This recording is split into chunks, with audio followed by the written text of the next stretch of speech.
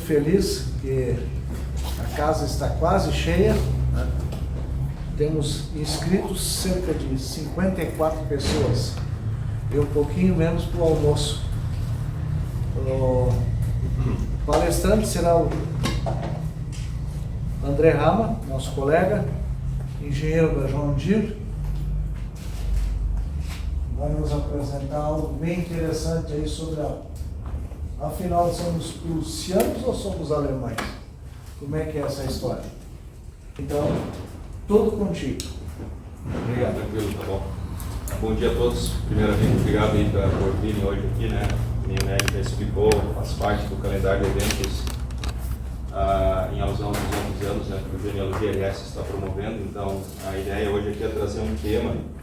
Em outros encontros chamaram a atenção, né? Eu imigrante prussiano, mas afinal, qual é o vínculo do prussiano, que é um estado que não existe mais na história hoje, tem com os nossos antepassados, né? Alemães, prussianos, afinal, né? O estado prussiano foi um estado, inclusive, mais poderoso do que o próprio conceito de alemão antes de se tornar império alemão, assim por diante. Então, e outro contexto, né? Muitos dos nossos imigrantes eles vêm justamente dessa região aqui, né? no centro-oeste da atual Alemanha, e eles eram imigrantes prussianos, mas como esses se conectam, a história da Prússia que começa lá no outro extremo, no nordeste do que foi o Império Alemão. Então, aqui é que a ideia é tentar explicar essas origens, né? Não sei se isso é bem claro para todos, né? Enfim, aqui vocês veem, só destacado, só para falar rapidamente, né? Esse pontilhado em verde, ele exemplifica quais seriam as fronteiras da Alemanha atual, né?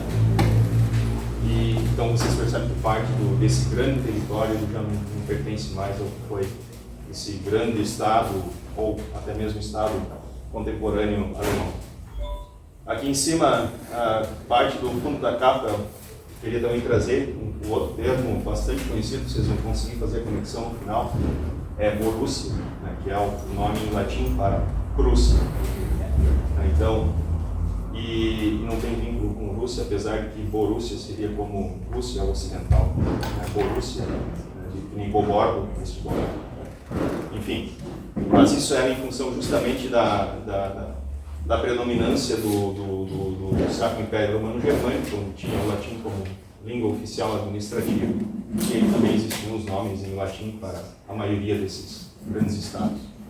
Então aqui a ideia hoje é tentar explicar esse vínculo desse estado original, chamado Prússia, com que se tornou a Prússia histórica, né, que daí nos conecta esses alemães desses vários extremos, né, como ficou, né, o território hoje. E quando os nossos imigrantes começam a vir para o Brasil, afinal, eles já eram alemães, ou por um período foram prussianos, depois alemães. Então, tentar fazer essa distinção. Certo? Perguntas então ao final também. Eu quero começar primeiro falando um pouco da Prússia original, ou o povo que deu origem ao nome Prússia. Então, lá pelo ano 400 a.C., nós temos as primeiras menções desse povo báltico, que habitava justamente esse extremo leste aqui, ao longo do Mar Báltico. E pode ver que o Mar Báltico sobe aqui, chega aqui no sul da Finlândia. E nós temos aqui, destacado aqui em azul, essas tribos bálticas que habitavam aquela região já desde mais ou menos ano 400, mas isso é o que a história nos conta. Possivelmente eles já habitavam o território antes disso. Então, esses prussos, que é um termo antigo, depois modernizado para prussianos, eles são, digamos, a origem do nome. E como foi dito, eles são tribos bálticas. Aqui tem até a expressão em alemão, como os alemães chamavam os prussianos na época. Eram Prussen, que depois deu origem a Preußen, que é também a versão alemã de Prússia. Então, a tribo dos prussianos, ou dos prussos, que habitavam esse território, eles são diretamente aparentados aos lituanos e letos, que são, digamos, os herdeiros bálticos, que ainda hoje tem língua báltica. Aqui vocês veem destacado a Alemanha, mais uma vez, onde mais ou menos a Alemanha se encontrava nesse contexto, então afastada desse território, a Alemanha de hoje, claro, estou só tentando localizar vocês. E nesse território aqui nós temos essas várias tribos bálticas. Um outro ponto que é importante também destacar é que os prussianos não eram alemães, não eram germânicos, como foi dito, eles eram bálticos, tribos bálticas. E também não são eslavos, como os russos, por exemplo. Então tem a confusão de prussiano tem a ver com russo, quem sabe os alemães do leste, alemães russos não tem ligação alguma. Então eles eram bálticos. Aqui tem até um exemplo do Pai Nosso, né? Que depois vocês vão ver que a chegada dos alemães naquela região ocorre em função das cruzadas, né? Para converter essas tribos pagãs ao cristianismo. Então eu até uso o exemplo aqui do Pai Nosso em português. Aqui nós temos o baixo alemão como exemplo. Uns war im Himmel, die Namen soll heilig blieben. Então isso aqui seria como o Pai Nosso em alemão. E aqui nós temos como seria em prussiano antigo. Nus etave casa sei endango seis vents weins emens. Não dá para entender nada, né? Justamente para fazer essa distinção. É um povo que falava uma outra língua, eles não têm um vínculo com povos germânicos. Claro que lá atrás, na história, todos se conectam, né? Assim como aqui tem o exemplo do Pai Nosso em lituano, que já tem uma semelhança na escrita, e aqui em russo, para explicar que também não tem vínculo por ser uma língua eslava. Então, só para exemplificar e desmistificar essa questão, né? Nós herdamos, né, o nome de um grandioso território, que na verdade não faz parte da origem dos povos germânicos, né? Só para explicar. Então, qual era o principal motivo, né? Depois a gente vai ver. Eles eram as últimas tribos que habitavam a Europa, que ainda acreditavam, eram politeístas e tinham seu próprio panteão de deuses, né? Assim como as antigas tribos germânicas, celtas, né? Os próprios romanos, os gregos tinham seu panteão de deuses. Todas elas se assemelham muito, né? Então aqui tem os três principais deuses prussianos, então aqui um símbolo para exemplificar a religião deles. E aqui também um exemplo do fisiotipo, ou do fenótipo, mais ou menos, da feição de como seriam esses bálticos do leste. Típico padrão europeu, do leste europeu, assim, muito parecido, né? E todos nós herdamos também um pouco deles. Só para exemplificar, isso é uma criação computadorizada, mais ou menos, né, com população atual. Então aqui nós temos a Alemanha separada desse território onde habitavam os prussos, né? Essas tribos que eram aparentadas com os lituanos e com os lecos, que são uma população contemporânea de povos bálticos. Seguindo aqui, então, como é que afinal os alemães, os germânicos se conectam com essa história tão antiga, né, com esses prussianos? Como nós herdamos esse termo, né, prussianos? Então aqui vamos contextualizar um pouco ali pelo ano 1190. Nós temos aqui bem no centro da Europa, do norte da Itália até o norte da Alemanha, onde se encontrava, aqui destacado em amarelo, esse amarelinho mais claro, o Sacro Império Romano de nação germânica, que era um grande estado monástico que existia na época, conjugava vários pequenos reinos e granducados, ducados, né, principados e assim por diante. E aqui de novo, mais uma vez, só destacando, né, nessa tonalidade verde, onde mais ou menos ficaria a Alemanha. Então vocês percebem que a Alemanha ela se encontrava plenamente dentro desse grandioso estado Sacro Império Romano-Germânico. E podem ver que as fronteiras do Sacro Império nunca chegaram até a Prússia. Então a Prússia nunca fez parte do Sacro Império, mesmo depois com os eventos que vão se suceder agora na sequência. Lá pelo ano de 1190, no auge das cruzadas santas que ocorrem na Terra Santa, em Jerusalém, nós temos várias ordens, né, combatendo os muçulmanos para tentar conquistar a Terra Santa. É fundada no ano de 1190 a Ordem dos Cavaleiros Teutônicos, ou Deutsche Ritterorden, né? A Ordem dos Cavaleiros Teutônicos de Santa Maria, né? justamente porque eles estavam mal assistidos pelos hospitalários que também ajudavam nas enfermidades e no caso, nos ferimentos das lutas. Esses soldados alemães eles estavam meio desassistidos. Os templários tinham uma estrutura melhor e assim por diante, os próprios hospitalários eles fundaram a sua própria ordem. E eles acabaram se tornando a ordem mais militar de todas as ordens. A ordem templária ainda mantinha mais uma identidade monástica, cristã religiosa, e a ordem teutônica ela se torna realmente uma força militar.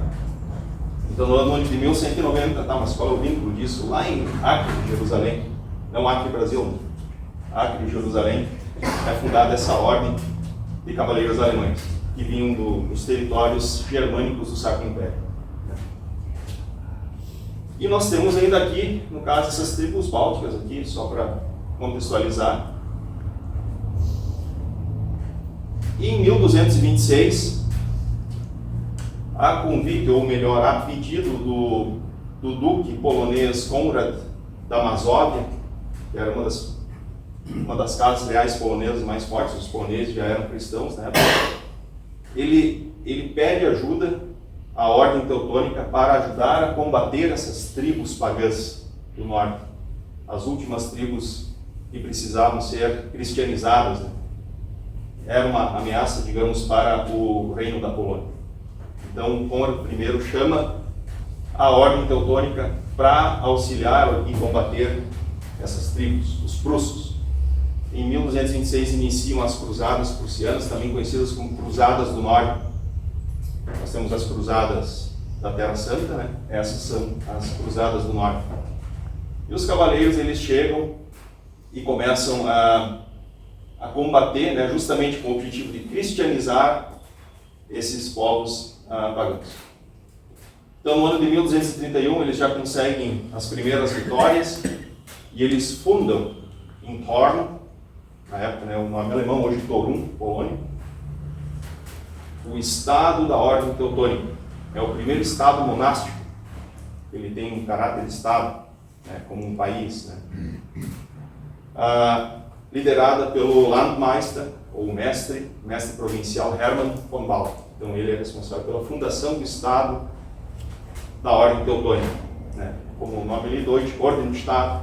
Então veja, não existe Deutschland ainda, mas já existe Deutsche Orden, Deutsche Ordensstaat, Deutsche Ordensland, né? Isso é bem interessante já lá no ano de 1230.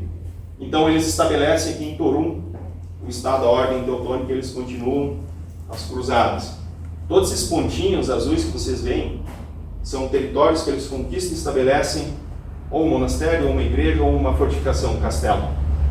Então, o que a gente vai ver agora na sequência. Em 1255 é erguido um dos principais castelos dessa região oriental da Europa, que é o castelo de Königsberg, a famosa cidade da nossa história, e cria-se justamente Deutsche Ordensburg, castelos da Ordem Teutônica. Então sempre tem esse caráter bem explícito.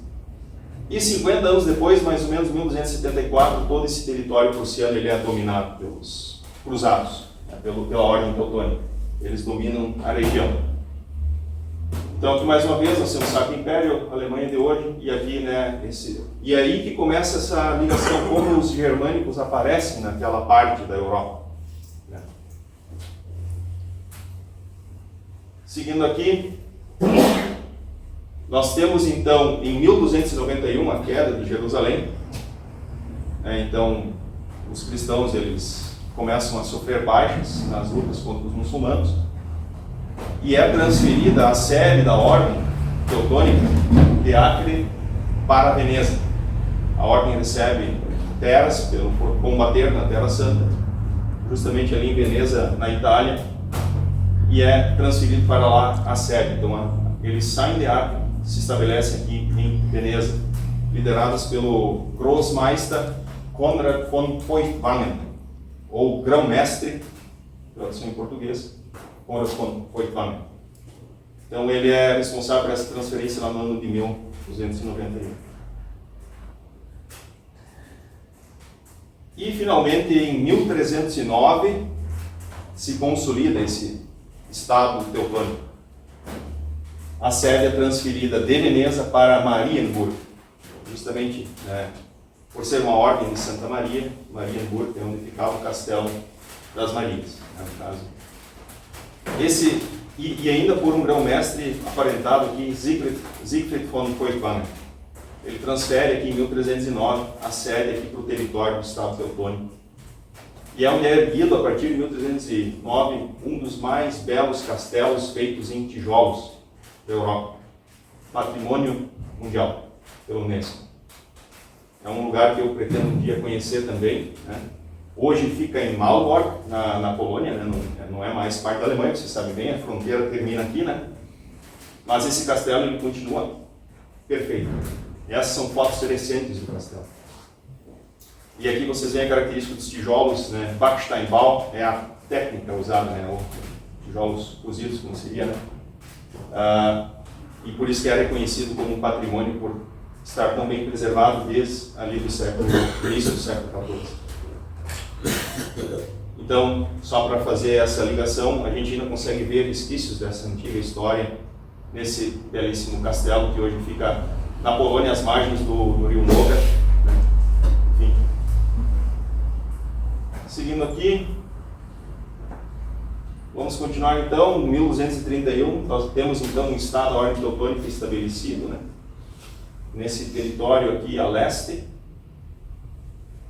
Temos aqui no meio ainda o Sacro Império Romano e Nação Germânica. Aqui prestem muita atenção nessas cores, o amarelo, a águia de cabeça dupla.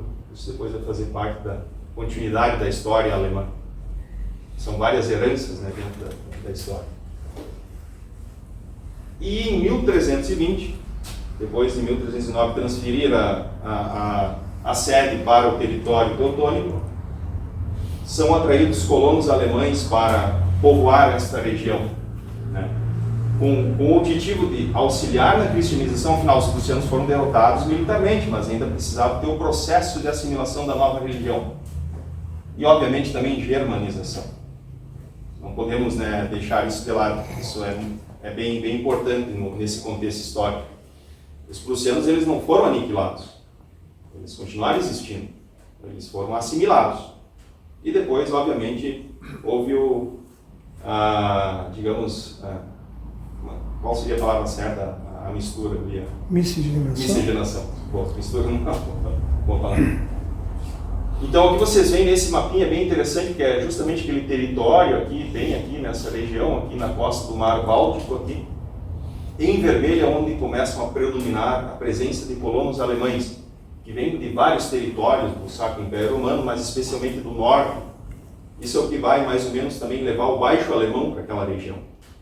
E não o alemão falado, por exemplo, pelos renanos. Isso é outra curiosidade. Os renanos falam um idioma derivado do alto alemão, enquanto que os prussianos originais, históricos, falam um idioma derivado do baixo alemão.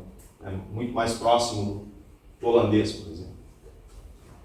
Então nós temos aqui a chegada desses vários colonos alemães aqui no meio. Aqui vocês já veem que é a pontinha da Pomerânia, então a gente já tem os germânicos da Pomerânia aqui, né? E aqui no meio a gente tem mais ou menos uma mescla entre alemães e eslavos do Elba. Ainda existiam povos eslavos aqui embaixo, que eram os poloneses. E aqui mais a leste nós temos também alemães entre meio aos prussianos, aos bálticos mesmo, as tribos bálticas remanescentes, enfim. E aqui mais ao norte vocês veem que são os lituanos, que também são bálticos. Então, mais ou menos nesse contexto, os alemães começam a se integrar, né? E colonizar justamente com o objetivo de transformar aquela terra, né? Enfim. E o Estado se torna cada vez mais forte. Então, isso é uma política típica, né, de colonização. Depois nós temos em 1454, mais ou menos uns 120 anos depois, vocês vão ver que na sequência da cronologia, de 100 em 100 anos, fecha o tempo, né? Tem batalhas e guerras. São mais de 700 anos de história e com conflitos o tempo todo. Não é uma história tranquila, né? Nem um pouco tranquila. A Europa é isso, na verdade. Então, lá em 1454, ocorre uma coalizão do Reino da Polônia com o Grão-Ducado da Lituânia, o Commonwealth, onde eles percebem que essa ordem teutônica ela está se expandindo e ficando cada vez mais forte. Eles entendem que agora, grandes aliados, agora passa a ser uma ameaça, porque eles também começam a colonizar a região com alemães, né?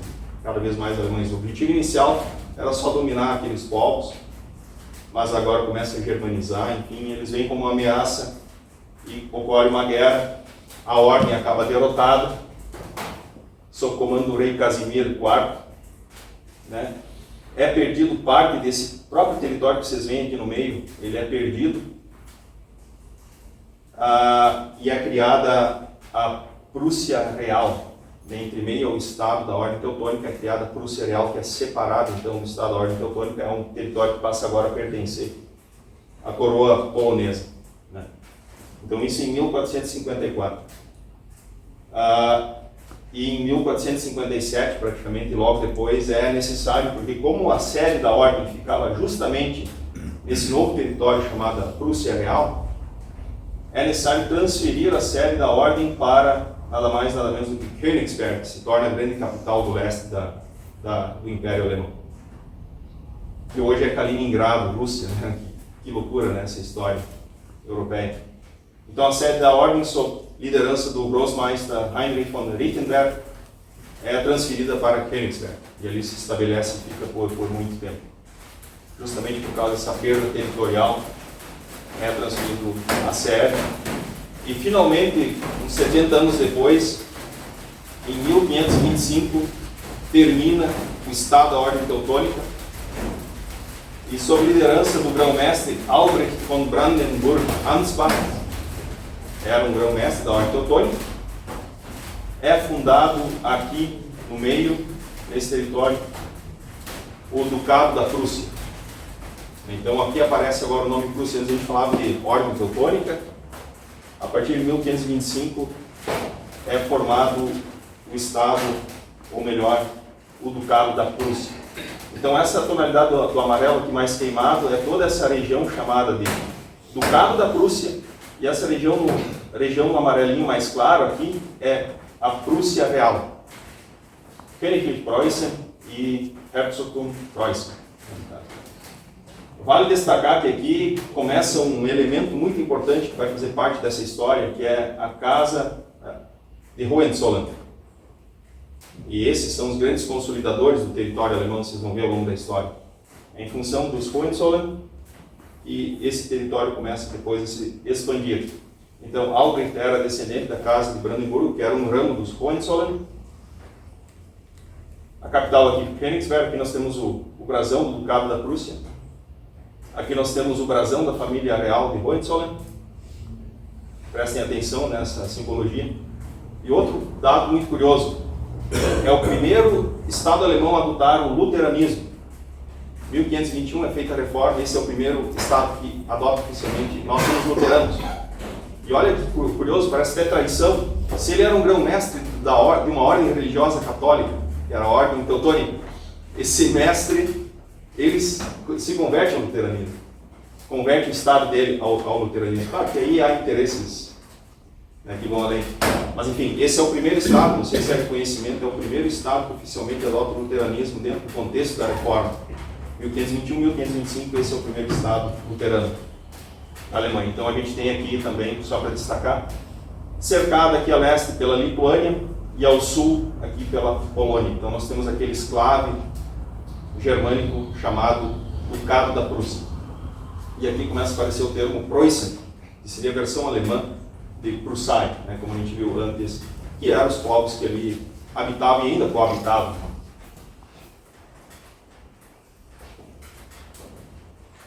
Seguindo aqui a história, então 1525, 1618, de novo mais ou menos uns 100 anos, e as batalhas continuam, mas também bons casamentos, né? Então o que acontece nesse momento da história? Nós temos duas casas reais, que são dois ramos justamente da casa de Hohenzollern.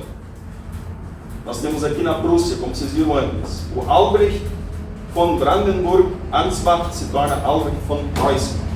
Por isso que o von é sempre do lugar. Normalmente são sobrenomes toponímicos relacionados àquele lugar, né? Então, dá origem à casa de Ansbach, dá origem à casa da Prússia. A neta dele, Anna von Preußen, casa com Johann Sigismund von Brandenburg. Esses dois ambos descendem de Albrecht, aqueles da casa de Hohenzollern. Então, há uma união aqui, uma união da casa de Hohenzollern. Então, tu começa a consolidar um território. E o que é mais complexo ainda é que parte desse território está dentro do Sacro Império Romano-Germânico, que é essa região central aqui, nesse tom de amarelado, bege. Aqui o brasão do Sacro Império, casa de Brandemburgo, casa da Prússia. Só que a Prússia não pertencia ao Sacro Império, então é confuso explicar isso, né? Como, afinal, é submisso ou não ao Sacro Império. Então não quero entrar nessa explicação. Mas só para vocês entenderem, mas de onde vem essa casa? Ela vem da Suábia, aqui no sul do território germânico, num local hoje chamado Hechingen, no estado de Baden-Württemberg. Ali é que mais ou menos, até antes do ano 1100, antes do século XI, nós temos a casa de Zollern, que depois se tornam os Hohenzollern, os Zollern mais altos, mais elevados, enfim, que crescem no status social. Eram eleitores, se tornam eleitores, do Sacro Império, assim como a casa de Brandenburgo é um eleitorado do Sacro Império. Então aqui inclusive existe ainda esse castelo, que foi erguido lá pelo ano 1200 e pouco, que recebeu várias ampliações e modernizações, mas o castelo de Hohenzollern ele ainda existe nessa região aqui, no sul do estado de Baden-Württemberg. Vale a pena também conhecer. Então percebam, aqui embaixo tem duas casas nesses extremos que se unem por casamento. Isso aqui já vai começar a explicar como esse território vai se expandir cada vez mais, né? E aqui no meio nós temos basicamente algo que vai se repetir no final da Primeira Guerra Mundial, um corredor polonês, né? Enfim, aqui nós temos então a união das casas. Depois nós temos, e ainda como era uma monarquia dual, né? Eram essas duas casas, também tinha duas capitais. Berlim, que era justamente a capital de Brandemburgo, e Königsberg, que era a capital da Prússia. Então veja aqui, Berlim já começa a ter essa representatividade forte, que vem a ser depois as próximas etapas da criação do Estado alemão. E o Estado alemão contemporâneo, atual. Então nós temos Berlim e Königsberg como capitais desse principado que foi criado. Na sequência, depois, de novo, mais uns 70, 80 anos de guerras, pós-guerra dos 30 anos, mais territórios começam a ser anexados. Então esses territórios aqui em verde são territórios que são anexados a esse novo principado. Especialmente em 1653, a parte da Pomerânia Oriental, Hinterpommern. Muitos de nós já devem ter ouvido falar desse termo, porque muitos dos nossos ancestrais pomeranos vêm da Pomerânia Oriental ou Pomerânia anterior, Hinterpommern. A grande maioria vem dali. Então é esse território aqui que é conquistado dos suecos. Existia ali a coroa sueca que tinha domínio sobre esse território, além de outros lugares como Magdeburgo aqui na Saxônia, que também começam a fazer parte desse estado que cresce, começa a crescer. Seguindo aqui um pouco mais, então passam-se de novo mais ou menos uns 90, 100 anos. Em 1701 é criado finalmente o Reino da Prússia. Então, educado a um principado unindo duas casas, agora nós temos a criação de um reino, Königreich Preußen, sendo seu primeiro rei Friedrich I da casa de Hohenzollern, obviamente. Então nós temos aqui em azul essa consolidação das duas casas. A capital é transferida de Königsberg para Berlim. E ali também Berlim passa a ser o centro administrativo desse grande reino que está por vir, que está vindo. Aqui nós continuamos no contexto do Sacro Império Romano de nação germânica. É estranho, né? Como parte desse reino faz parte do Sacro Império, como funciona isso. E na sequência nós temos, após várias guerras, entre outras, esses principais territórios anexados a esse novo reino. Então, principalmente na guerra contra a Suécia entre 1701 e 1721, nós temos a anexação de grande parte que seria a Pomerânia Ocidental. Ainda permaneceu um pedaço aqui da Suécia, depois vocês vão ver quando isso também passa a fazer parte do reino da Prússia. Então aqui nós temos a consolidação da Pomerânia, vamos chamar assim. Entre 1740 e 1762 nós temos a guerra da Prússia contra o reino da Boêmia e Áustria, Império Austríaco, porque eu fazia parte também do Sacro Império, enfim. E é anexada a Silésia. Então, a partir de 1762 nós temos Schlesien sendo parte, a província da Silésia sendo parte desse grande reino. E a partir de 1772 a 1795,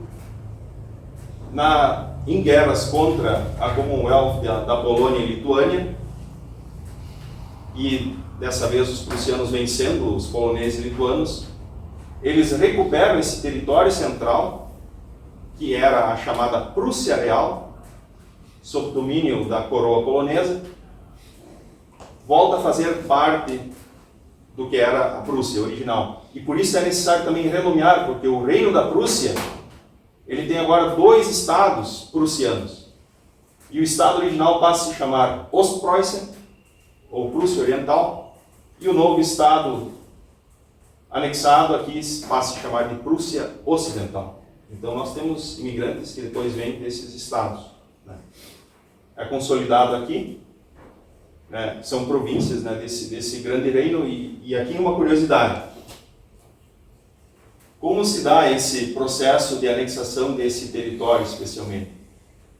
Através das 3 partilhas da Polônia. Alguém já deve ter ouvido falar, quem é historiador conhece as partilhas da Polônia.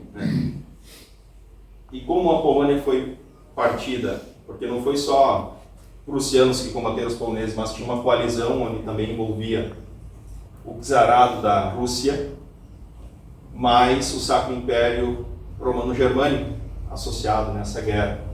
E aqui nós temos os 3 grandes governantes, desses 3 grandes governos, digamos, da época, dessas 3 grandes monarquias.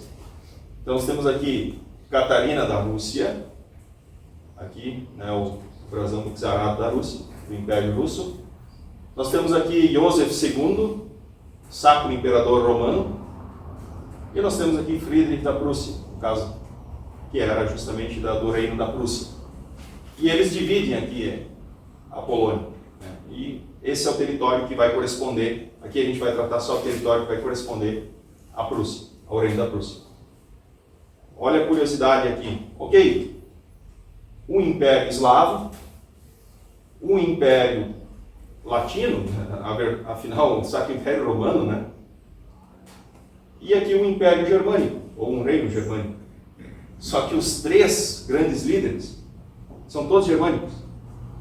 Catarina da casa de Anhalt, que é aqui do centro, aqui da Saxônia.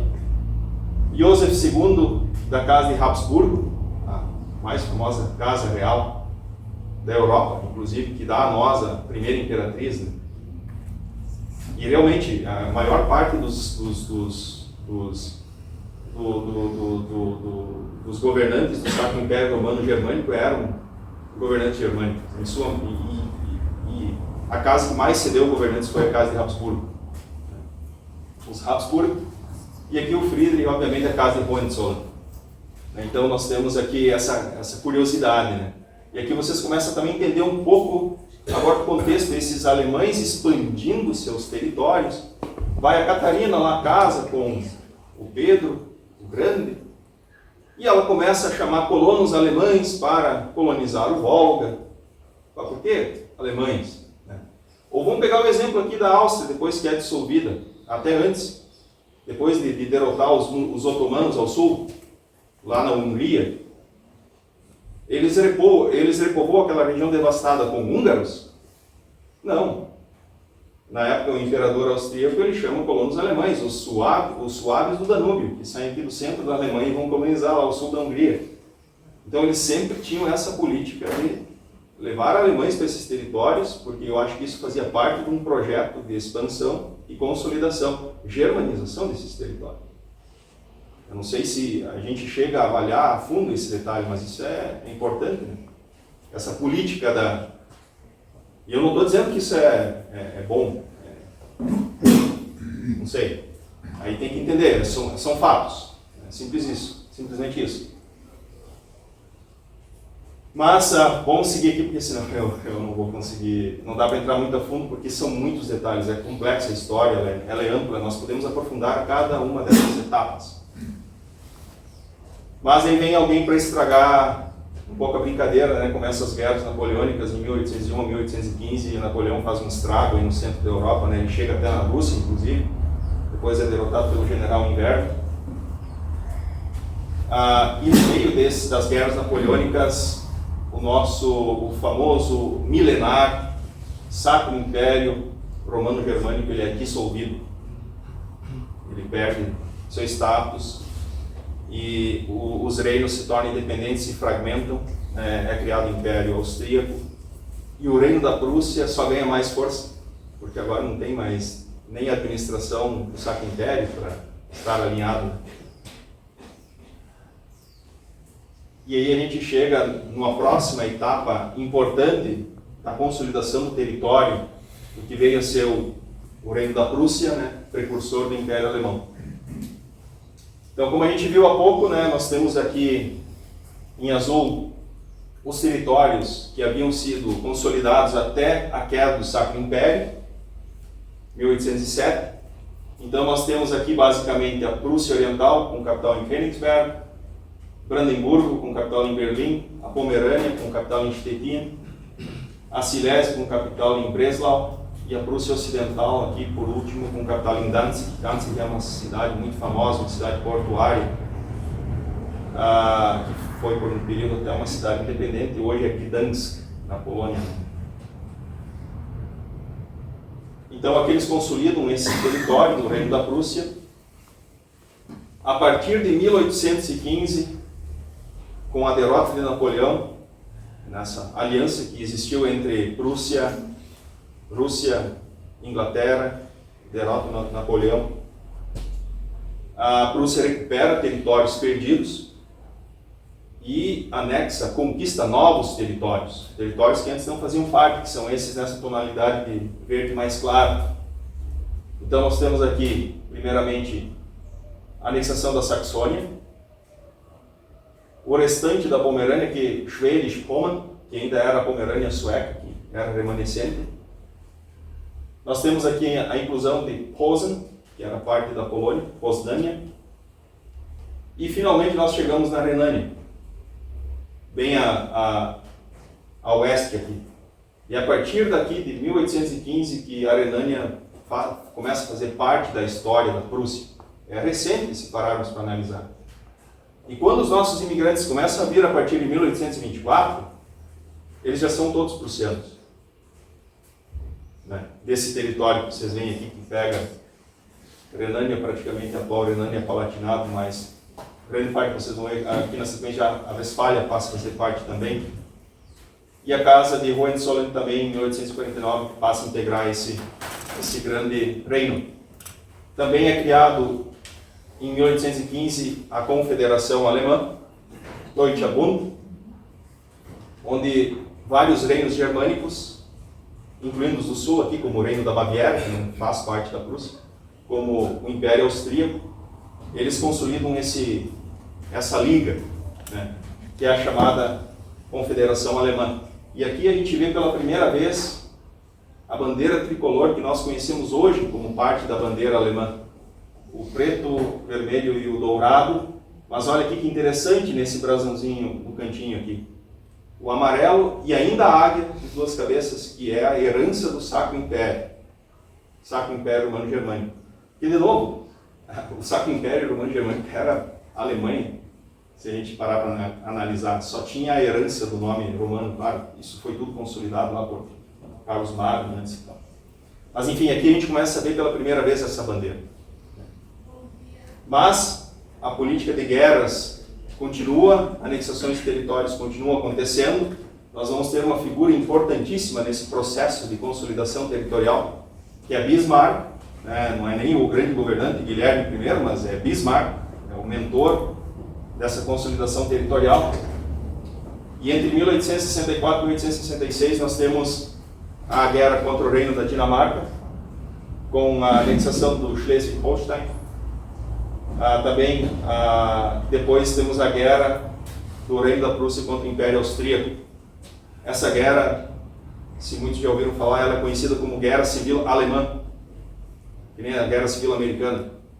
Guerra Civil Alemã ou Guerra Alemã, Deutscher Krieg, simplesmente assim, porque era uma guerra entre dois grandes estados alemães, né? A Áustria sai perdendo, aí a Prússia consolida esse território central, agora de fato unindo esse vasto território de leste a oeste, com alguns pequenos territórios que ainda não fazem parte, né, que são independentes, são reinos independentes. Tudo que vocês veem aqui em branco são reinos independentes, como o reino da Baviera, né, enfim, inclusive eram inimigos. E é criada a partir de 1867 e 71 a Confederação Alemã do Norte, Norddeutscher Bund, onde é excluído os reinos do Sul e a Áustria, justamente porque houve essa guerra alemã, né, se eles entenderam, nós vamos criar nossa própria Liga do Norte aqui. E aí aparece pela primeira vez a bandeira que vem se tornar a bandeira do Império Alemão, que é a nova bandeira tricolor, preto, branco e vermelho.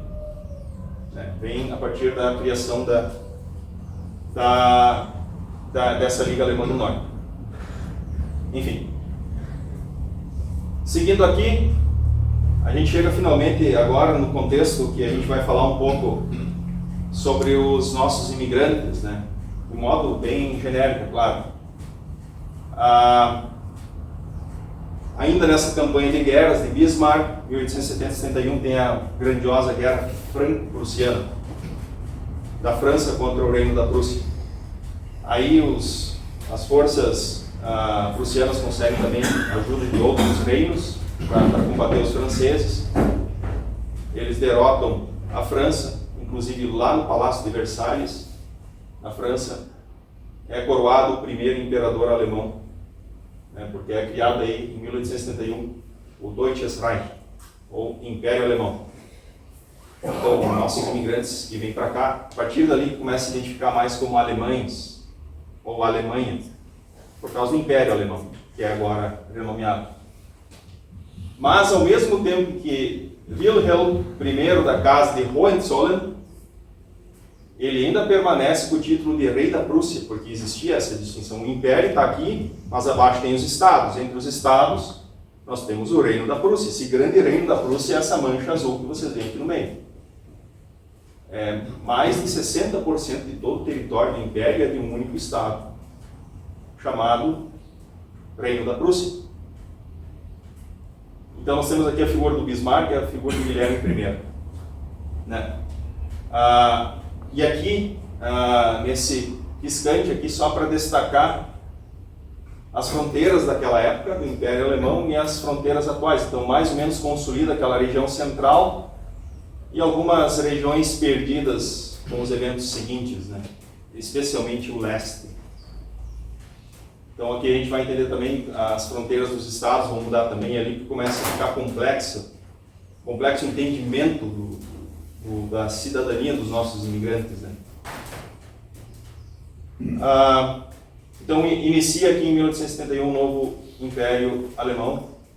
Aqui, muito curioso, como a simbologia ela revela todas as informações.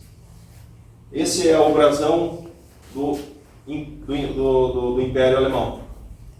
Percebam que o escudo de fundo amarelo com uma águia guarda-cabeça simples, mas isso é uma herança do Sacro Império Romano. Dentro desse escudo tem um escudo menor, um escudo branco com uma águia, que é justamente o brasão do reino da Prússia. E dentro desse brasão tem um brasão menor, que é o brasão da Casa de Hohenzollern. Então, só para mostrar a força dessa casa, dessa dinastia, que consolida esse grande império. Você já deve ter visto em mapas, especialmente aqueles que mostram o Sacro Império Romano Germânico, é uma colcha de retalhos coloridinha, assim, vários pequenos estados independentes, semi-independentes, enfim. E quando a gente vê a Prússia chegando, eles consolidam esse território. A Alemanha ainda tardaria muito a se unificar, se não fosse, na verdade, essa iniciativa, né, prussiana ou dos Hohenzollern, né, que começaram a consolidar território e unir. Agora tudo aqui está no mesmo guarda-chuva, e assim eles consolidaram o território. Chama atenção. E aqui embaixo a gente vê mais ou menos esse território expandido. E depois nós temos a figura de Guilherme II, né, também de Hohenzollern, obviamente filho do Guilherme I. Eles continuam com essa política de guerras, eles deixam muitas mágoas com essa história, né, de fim da Guerra Franco-Prussiana, coroação, Palácio de Versalhes. As questões continuam tensas na região. E acaba incluindo, em 1914, a Primeira Guerra Mundial. E depois, em 1918, com o fim da Primeira Guerra Mundial, o Império Alemão ele é dissolvido, deixa de ser império. Então, ele perdurou mais ou menos uns 50 anos. Mas não foi o fim da Prússia. Então agora, esse mapa vocês já devem ter visto em vários dos livros do Genealogia RS, ele embeleza as capas internas, né, dos livros, porque a gente sempre tenta localizar os nossos imigrantes nesse contexto. Não tem como contextualizar nas fronteiras atuais da Alemanha. Tem que entender justamente na época da vinda. Então esse mapa ele é bem legal por esse motivo. Agora a gente vai entender como é que os imigrantes se encaixam aqui. E dependendo da época que eles vieram, o que eles eram afinal.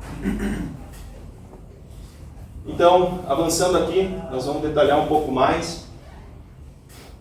A ideia não é ler, tá? Eu deixei pequeno só para explicar brevemente, o objetivo não é entrar em detalhes nessa parte. Mas esse Império Alemão, ele era composto por 26 estados federativos, né? Bundesstaat, né? Seriam os estados federais. Só que esses estados eram monarquias, né? Então nós temos aqui Königreich Preußen, Königreich Bayern, né? Reino da Baviera, Reino da Prússia, Reino da Saxônia, Reino de Württemberg, Grão-Ducado de Baden. Temos aqui, olha que interessante quantas Saxônias existiam. Sachsen-Weimar, Sachsen-Meiningen, Sachsen-Altenburg, Sachsen-Coburg, e inclusive essas outras casas também eram saxãs. E depois dão origem a Turíngio, né, um outro estado moderno, que até então não era chamado assim. Eram vários pequenos estados saxões. Entre outros, também tinha cidades livres, como Lieder, Bremen, Hamburg, e o território imperial da Alsácia-Lorena, que antes era francês. Então, até 1871, derrota dos franceses, os franceses cederam a Alsácia-Lorena porque tinha uma massiva população germânica, né? Tanto que ainda hoje se fala alemão na Alsácia-Lorena. Vai visitar Estrasburgo, dá para ver que não é francês, né? Nas ruas tem dois nomes, o nome francês e o nome alemão, inclusive no dialeto alsaciano, Strasbourg, coisa assim. É bem parecido com os dialetos do dialeto renano.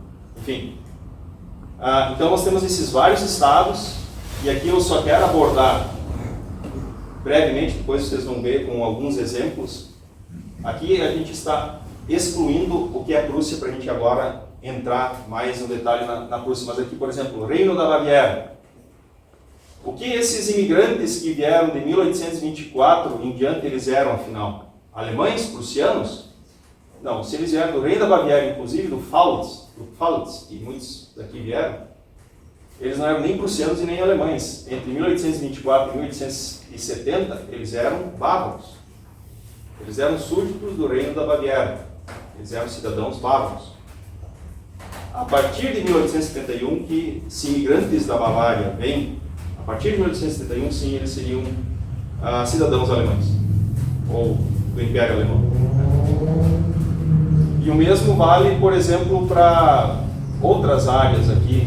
Depois eu vou dar alguns exemplos. Vamos pegar novamente o exemplo aqui da Alsácia-Lorena, né? Os imigrantes que vieram a partir de 1824, se é que veio algum, eu também não tenho plena certeza, é só para explicar mesmo. Entre 1824 e 1870, imigrantes que vieram desses territórios, eles eram franceses. A cidadania era francesa. A partir de 1871, alemães, e no final da Primeira Guerra Mundial eles voltam a ser franceses, porque o território volta para o lado francês. Apesar de imigrantes de língua alemã, muitas vezes, que se integram facilmente aqui, e no final todo mundo simplesmente se subentende como alemão, né? Que nem o famoso caso dos Stockmans de São Vendelino, que eram holandeses, né? Mas por causa belgas, melhor dizendo. Mas eu confundi com holandês porque é o idioma dos belgas, né? Principalmente. Eles acabam se integrando facilmente à comunidade alemã pela similaridade do idioma. Dois idiomas germânicos, né? Se assimilam e com o passar do tempo, todo mundo se subentende como alemão.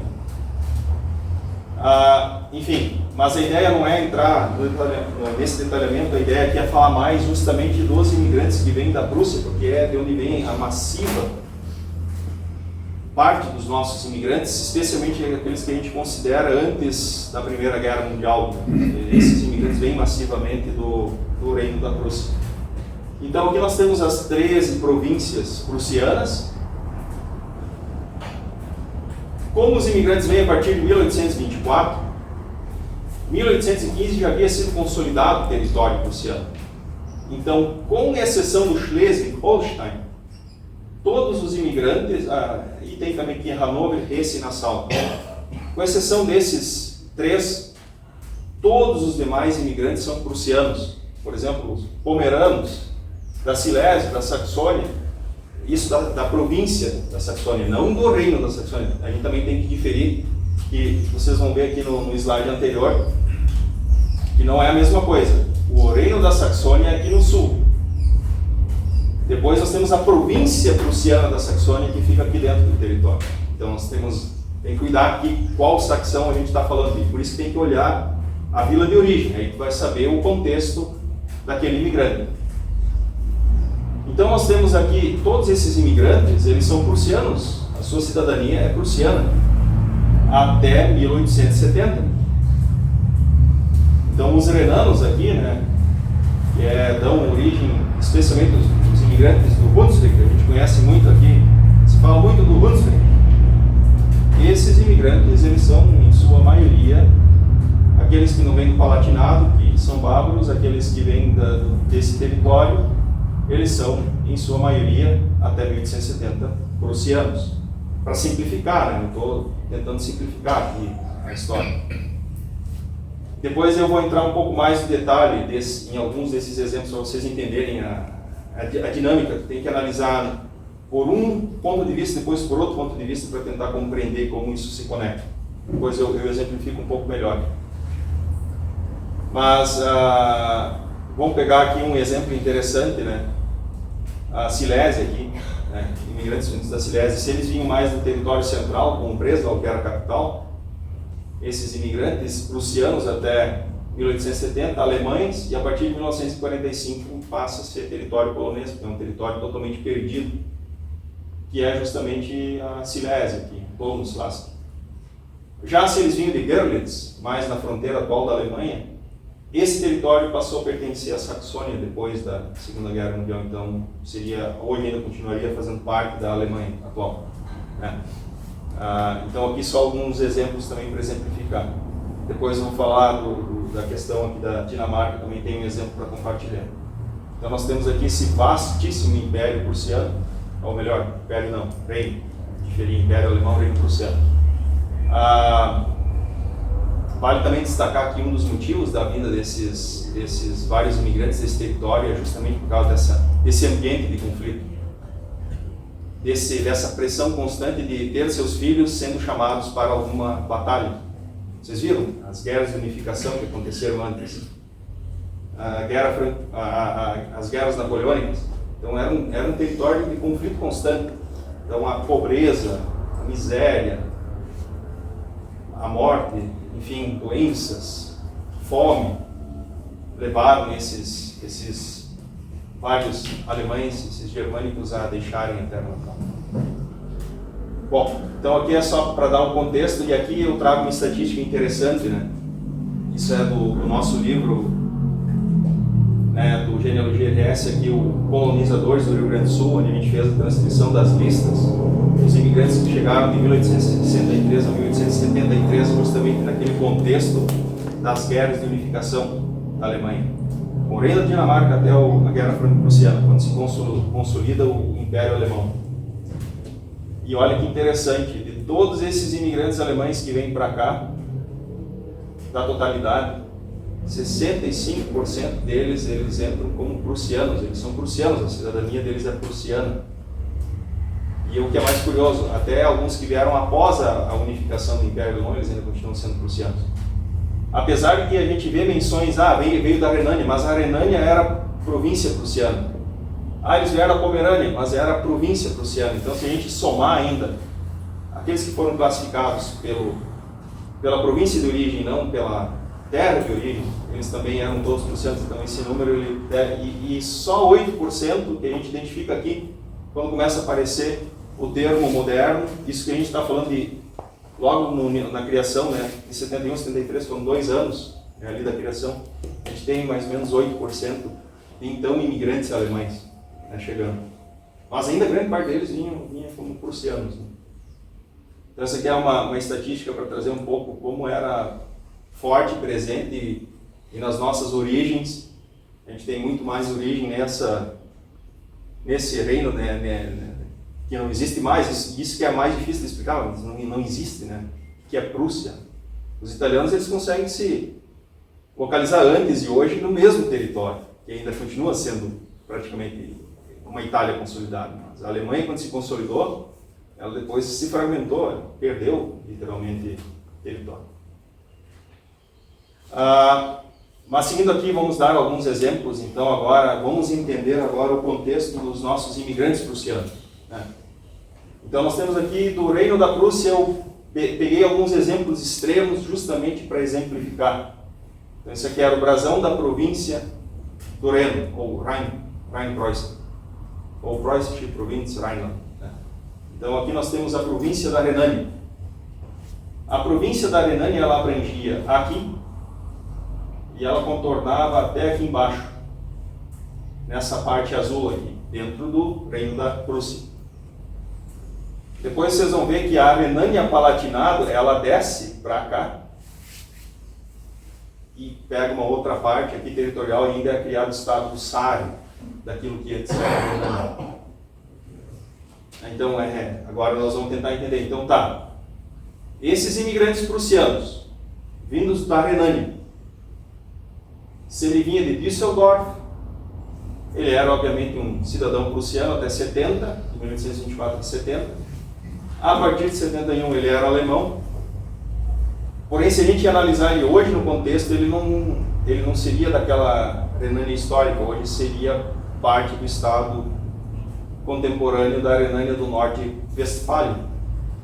Então a gente vê que aqui era a Westfália, e é exatamente isso, isso aqui era a Westfália na época. E agora virou Westfália e Renânia do Norte.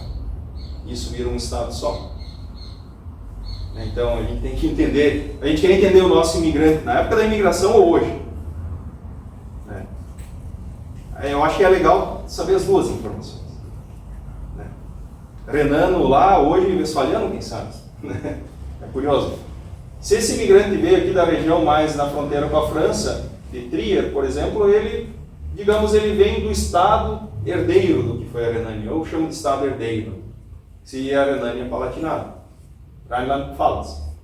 Se ele veio de Saarbrücken, ele era prussiano. De novo, para todos eles naquela época, simplesmente era prussiano. Mas, se a gente analisar no contexto da província, do estado, na época ele era renano. Porém, hoje, ele vem aqui do Saar, do estado contemporâneo do Saar.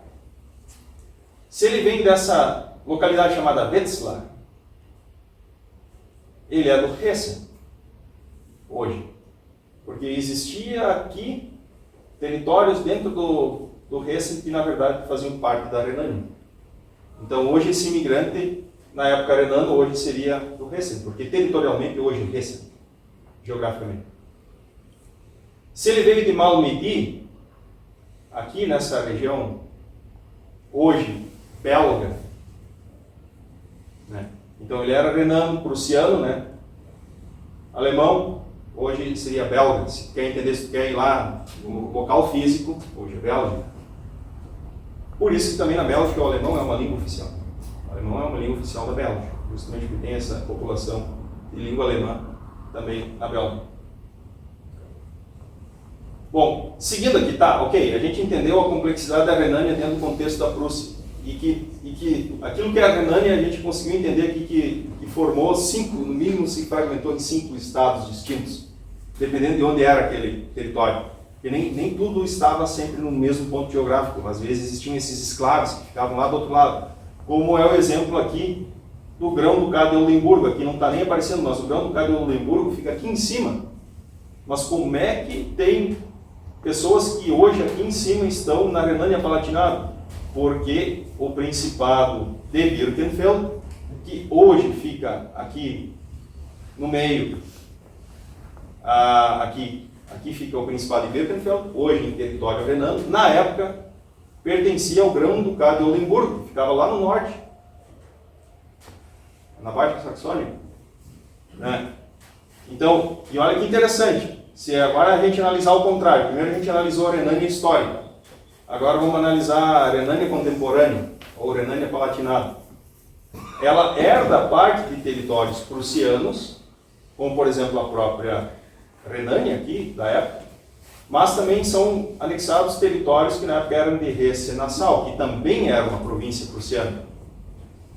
Então, pegando esse exemplo dessa cidadezinha aqui de Westerburg, se o imigrante veio entre 1824 e 1865, ele nem sequer seria renano, ele seria de Nassau, mas e nem prussiano, porque Nassau só faz parte da Prússia a partir de 1866.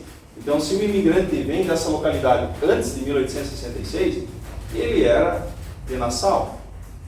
Ele não era nem da Prússia, ele não era nem da Alemanha, ele não era nem da Renânia. Ele era simplesmente um outro estado independente chamado Nassau.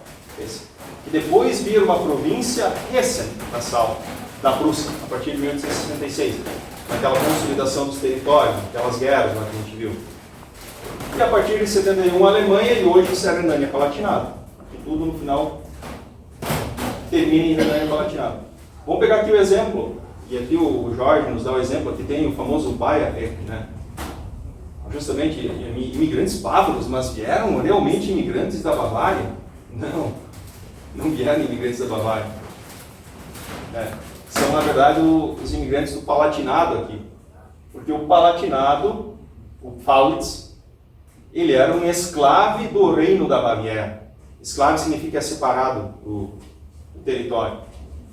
Por isso essa tonalidade no verdinho aqui. Então nós temos o reino da Baviera, que não tem nada a ver com... Aqui nós temos ao norte em azul o reino da Prússia, aqui abaixo nós temos o reino da Baviera, que era um grande reino, também germânico da época, o reino da Baviera. Então, pegando esse exemplo, se o imigrante veio da região de Kaiserslautern, até 1866 esse imigrante ele entrou no Brasil como, no caso, cidadão bávaro. Essa é a cidadania dele. A partir de 71, consolida o território, Império Alemão, Alemanha. Hoje, Renânia-Palatinado, ok, continua parte do território alemão. Beleza. Outro exemplo de Alzey. Também temos muitos imigrantes que vieram de Alzey. Isso era Grão-Ducado de Hessen. E aqui a gente tem que tomar muito cuidado, porque existe o Hesse-Nassau, que é parte da Prússia, tem o Grão-Ducado de Hessen, que não é parte da Prússia, é independente. É aquela complexidade que a gente falou. Tu vê aqui no meio... Aqui, onde seria o Hessen atual, vocês veem aqui, ó. Aqui nós temos o Hessen atual. No meio aqui nós temos o Hessen-Nassau, que seria uma província prussiana, e bem no meio o Grão-Ducado do Hessen, que não tem nada a ver com a Prússia. É independente, só está ali no meio. E também tem ainda um esclave aqui. E aquele exemplo que eu dei de Birkenfeld, né, que também tem muitos imigrantes vindo dessa província. Que na época, e se eles vieram antes de 1866, eles eram simplesmente cidadãos de Oldemburgo. Eles eram oldenburgueses, no caso.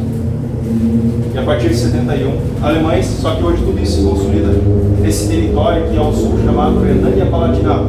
Por isso, Palatinado, que passa a integrar o Palatinado, que antes era da Bavária, passa a ser parte agora da Renânia. A Renânia se desloca praticamente para o sul, e aquilo que era a parte superior aqui da Renânia, passa a chamar a Renânia do Norte e integra um novo estado chamado Renânia do Norte-Westfália. Então é nesse contexto que a gente tem que estudar cada um dos nossos imigrantes, né? Em que época ele veio de fato. E aí a gente vai compreender a cidadania dele. O alemão é fácil de explicar, generaliza, é mais fácil de explicar, é mais fácil de explicar pelo idioma, né? Não, eram imigrantes de língua alemã, mas a cidadania deles não era. E isso gera muito debate para quem busca a dupla cidadania, porque muitos imigrantes vieram antes da unificação. Como é que tu vai querer obter uma cidadania alemã de algo que não existiu antes de 1871? A lei alemã é muito crítica, severa, né? Ela é literal nas palavras. Não existiu? Como é que é essa cidadania? Mas é hoje. Né? Enfim. Mas, de novo, esse é só um comentário. Né? Seguindo aqui, eu quis trazer esse exemplo da Baviera, da Renânia, porque justamente nós temos a maior parte dos imigrantes que vêm para o Brasil, especialmente para o Rio Grande do Sul, eles são imigrantes que vêm desse território da Renânia Palatinado, por isso que se difunde tanto esse entendimento de imigrantes do Hunsrück. Né? Mas temos também muitos imigrantes vindo do Reino da Boêmia, que nem entra aqui no contexto. O Reino da Boêmia é história do Império Austríaco, né? Ou que vem da Pomerânia, daí sim é uma província prussiana aqui do norte, que a gente vai falar agora, né? A província da Pomerânia aqui, né? Simbologia típica da Pomerânia é o grifo vermelho, muito interessante, Pomerschagreif, né? Enfim, e a gente vai entender agora a Pomerânia. Aqui termina hoje a fronteira alemã. Então percebam que a Pomerânia ela não se encontra mais na Alemanha, né? O território. Vamos tentar entender agora o que é Pomerânia. Né? Grande parte dela fazia parte do reino da Prússia. Né? Então, pegando esses dois exemplos aqui, de Pommern da época para a Pomerânia de hoje. Se o imigrante veio da região administrativa de Stettin, que também era a capital, ele era simplesmente cidadão prussiano até 70, final de 70, né? Em 71 ele seria alemão. Mas hoje fica na Polônia. Não é nem mais um território germânico. E na Polônia esse estado é chamado de Pomerânia Ocidental. Então seria mais ou menos essa parte aqui, chamada de Pomerânia Ocidental, na Polônia. Se o imigrante veio, por exemplo, de Bismarck ou de Stralsund, vamos pegar aqui esse exemplo, é mais interessante que fazia parte da Pomerânia histórica. Stralsund fica hoje aqui. Ou seja, é um pedaço da Pomerânia que continuou parte da Alemanha. Então ele era prussiano, alemão, e hoje ele continua fazendo parte do novo estado chamado Mecklenburg-Vorpommern, ou Mecklenburgo-Pomerânia Ocidental. Nós temos duas Pomerânias ocidentais, a Pomerânia Ocidental alemã e a Pomerânia Ocidental polonesa. E depois nós temos, se o imigrante veio da Prússia Ocidental, por exemplo, de Danzig, uma cidade que também enviou muitos imigrantes, portuária, né? Fica na Polônia, e hoje esse território para os poloneses é chamado de Pomerânia. Ou seja, aqui seria a Pomerânia, aqui Pomerânia Ocidental e aqui Pomerânia Ocidental alemã. Então, a Pomerânia ela se transforma em 3 estados fragmentados. Muitos dos nossos imigrantes eles vêm justamente do que para nós é chamado de Pomerânia Oriental, ou Hinterpommern, Regenwald, Naugard, Belgard, né? A maioria vem desses territórios, inclusive aqui na região, né? Eu tenho vários ancestrais que se estabeleceram aqui em Nova Petrópolis. Quero aqui trazer um exemplo interessante de um dos meus ancestrais imigrantes, chamado Friedrich Neuschrank de Regenwald. Esse é o tipo de documento assim, que vale ouro, né? Porque esse é o documento, é uma carta trocada entre o requerente, o emigrante, né, aquela pessoa que estava pedindo para deixar o país de origem e emigrar, para as autoridades prussianas ou alemãs da época. Olha, 1874, já é Império Alemão, certo? 71 em diante, Império Alemão. E essa é a carta que ele recebe de volta, dando a ele assim a perda da cidadania prussiana. No momento que tu deixar essa terra, tu perdeu a cidadania prussiana. Eles nem sequer falam de cidadania alemã. Ainda era cidadania prussiana. Preußische Staatsangehörigkeit. Mesmo pós-unificação, ainda é cidadania prussiana. Para ver também a força desse reino dentro desse contexto. Essa carta, ela pertence a uma prima que eles vivem ainda nas terras que eram do imigrante. Ela me concedeu uma carta belíssima, feita aqui uma transcrição, só para poder entender, né?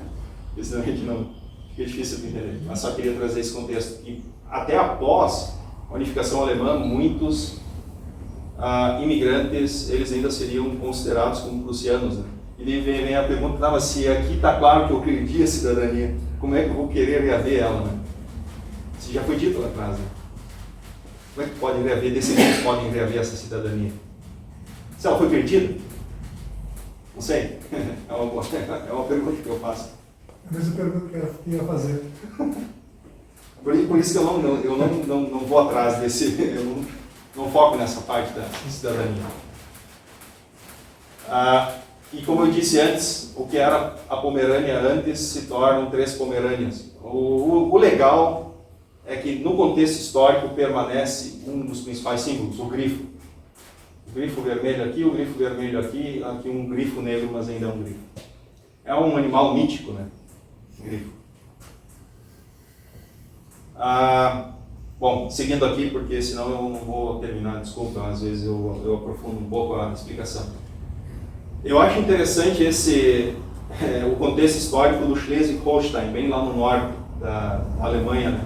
Então nós temos aqui o Império Alemão, então aqui em azul é até onde vai a província do Schleswig-Holstein. E aqui é onde termina o estado de Schleswig-Holstein hoje. Então nós temos parte do Schleswig-Holstein como reino da Prússia, porém o imigrante que veio antes de 1866, e se ele veio de Kiel, que é a atual capital aqui do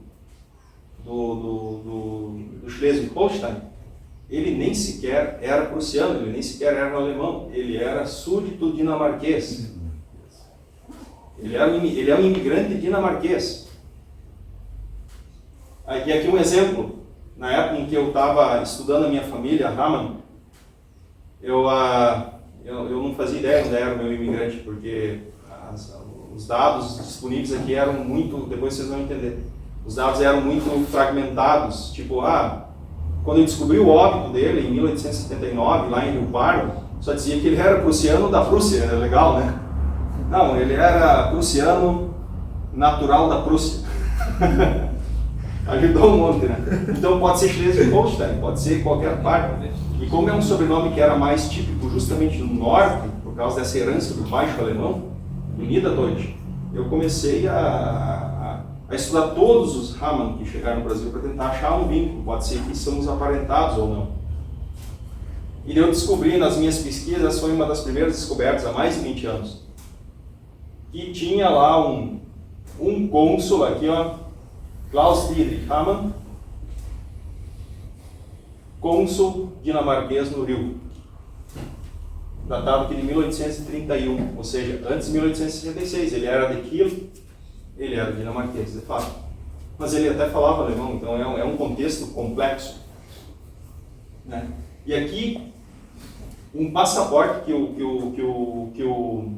a Embaixada da Dinamarca concedeu para mim, cópias, né, tanto dessa parte histórica, das autoridades que estiveram, da Dinamarca que estiveram aqui desde o princípio, eles consideram uma cópia de um passaporte emitido pelo Império do Brasil, concedendo aí ao cônsul Klaus Dietrich Hamann permanência como cônsul do Brasil, então ele recebeu uma espécie de visto ou passaporte. Então, na verdade, se ele era de Kiel, antes de 66 ele era dinamarquês, se eles vieram pós 1866 até 70 seriam prussianos, pós seriam alemães, e hoje alemães do Schleswig-Holstein. Mas se ele veio de Hadersleben, nessa parte aqui do Schleswig-Holstein, ele seria dinamarquês, prussiano, alemão, e hoje ele volta a ser dinamarquês, porque é na região da Dinamarca do Sul. no estado da Dinamarca do Sul, Zittland. Mas também o Schleswig-Holstein de hoje, ele incorporou imigrantes que vieram também de outros territórios, como eu falei antes, de Oldenburgo. Ó, Oldenburgo é aqui, ó, vocês estão vendo? E tinha um pedaço de Oldenburgo aqui, ó, no meio do Schleswig-Holstein. Um esclavo, por causa dessa colcha de detalhes, política de casamentos, herda aquele pedaço lá no meio do nada. É assim que funcionava. Então, hoje, um imigrante que veio, por exemplo, de Oiten, dessa região aqui, não só Oiten, mas dessa região, antes de 66 ele seria o oldenburguês.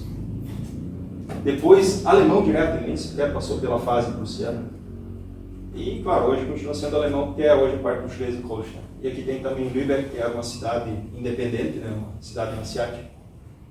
Então, só para trazer esse contexto, então hoje nós temos parte do Schleswig-Holstein dividida entre Alemanha e Dinamarca. Seguindo aqui, agora eu vou dar um exemplo também pessoal da minha família, porque eu foram mais de 20 anos pesquisando até descobrir de fato a origem do meu antepassado, foi difícil. Uma hora dessa, se acharem interessante, eu posso fazer uma palestra a respeito, já fiz, na verdade, não com o objetivo de falar da minha família, mas o objetivo de mostrar técnicas de pesquisa, fontes alternativas que me permitiram chegar à origem, porque pelas fontes tradicionais que a gente conhece, eu nunca chegaria lá. Eu fui descobrir, depois de 20 anos, lá no arquivo de Hamburgo, com a ajuda de amigos alemães, lá no arquivo de Hamburgo, a verdadeira origem do meu antepassado. Porque eu nunca encontrei o registro de entrada dele. Afinal, como é que ele veio parar aqui abduzido? Né? Isso acontece lá em 27 de julho de 1871, quando o meu imigrante Wilhelm August Hamann, um marinheiro de Vollendorf, uma cidadezinha aqui na Laguna Vístula, lá na Prússia Oriental, ele se alista, ele é marinheiro, ele se alista no navio Margreta, que traz imigrantes para o Brasil, sob o comando do comandante Finkler. Nesse navio vinha a esposa do meu imigrante, Paulina Grau, e ela é a única que tem registro de entrada.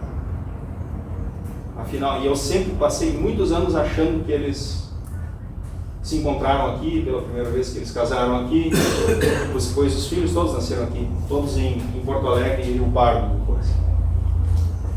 Mas onde ele veio, eu sempre tentei entender, pode ter vindo muito antes, já estava aqui, conheceu ela e tal. E daí quando discutindo com um pesquisador alemão, ele me explicou, tá, mas será que ele era imigrante? Ele poderia ser tripulante? Porque eu já vinha montando essa tese, porque a minha família até então ela vivia ao longo do rio Jacuí. E em Rio Pardo, não em Santa Cruz. Rio Pardo nem sequer é uma colônia alemã, ela é português mesmo, né? Uma das cidades mais antigas do Rio Grande do Sul. Isso só faz sentido se ele tem alguma conexão com as águas, por causa da rota do Jacuí. Naquele tempo era a principal rota de fluxo de mercadorias para dentro e para fora das colônias. No século XIX era Rio Jacuí, especialmente, e outros rios, Taquari, Sinos adentro, era assim que as pessoas se deslocavam. Eu comecei com uma teoria que ele poderia ser, quem sabe, alguém ligado às águas. E um dia a gente foi fazer. Esses são registros que não estão disponíveis no Family Search em nenhum lugar. Então tu tem que acabar pesquisando no arquivo de Hamburgo para tentar descobrir. A gente nunca olha os livros dos tripulantes, a gente sempre olha os livros dos passageiros. Porque, afinal, todos os imigrantes são passageiros, né? No meu caso, não. Ele não era um passageiro, né? Ele era um tripulante do navio. Ele está lá listado, que é uma outra figura. E passou mais um ano, um outro amigo achou lá esse livro dos navegadores, onde ele tem aqui a identidade dele como um marinheiro qualificado. E quando o capitão volta para a Alemanha, ele tem que dar baixa, né?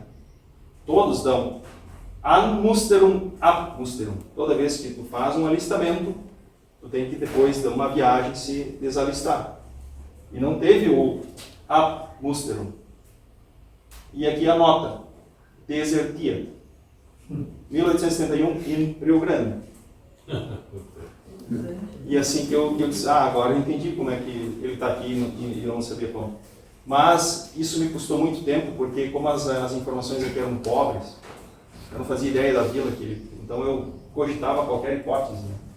Mas não, ele era desse pequeno vilarejo aqui chamado Vollendorf, que ficava perto aqui do departamento de Balga, onde fica inclusive a igreja que ele foi batizado, igreja construída no ano de 1285, igreja de São Nicolau, protetor dos marinheiros. Então, as margens do Laguna Vistula, então todas essas pessoas que praticamente habitavam a costa aqui da Laguna Vistula, é uma espécie de Lagoa dos Patos lá da Alemanha,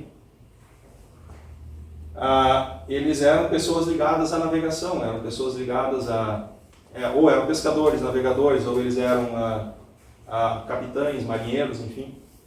Tanto que eu depois descobri esse recorte do livro Braunsberger Segelschiff und ihre Räder, no caso, a Veleiros de Braunsberg, que é uma região também perto aqui na Prússia Oriental, e suas empresas de navegação.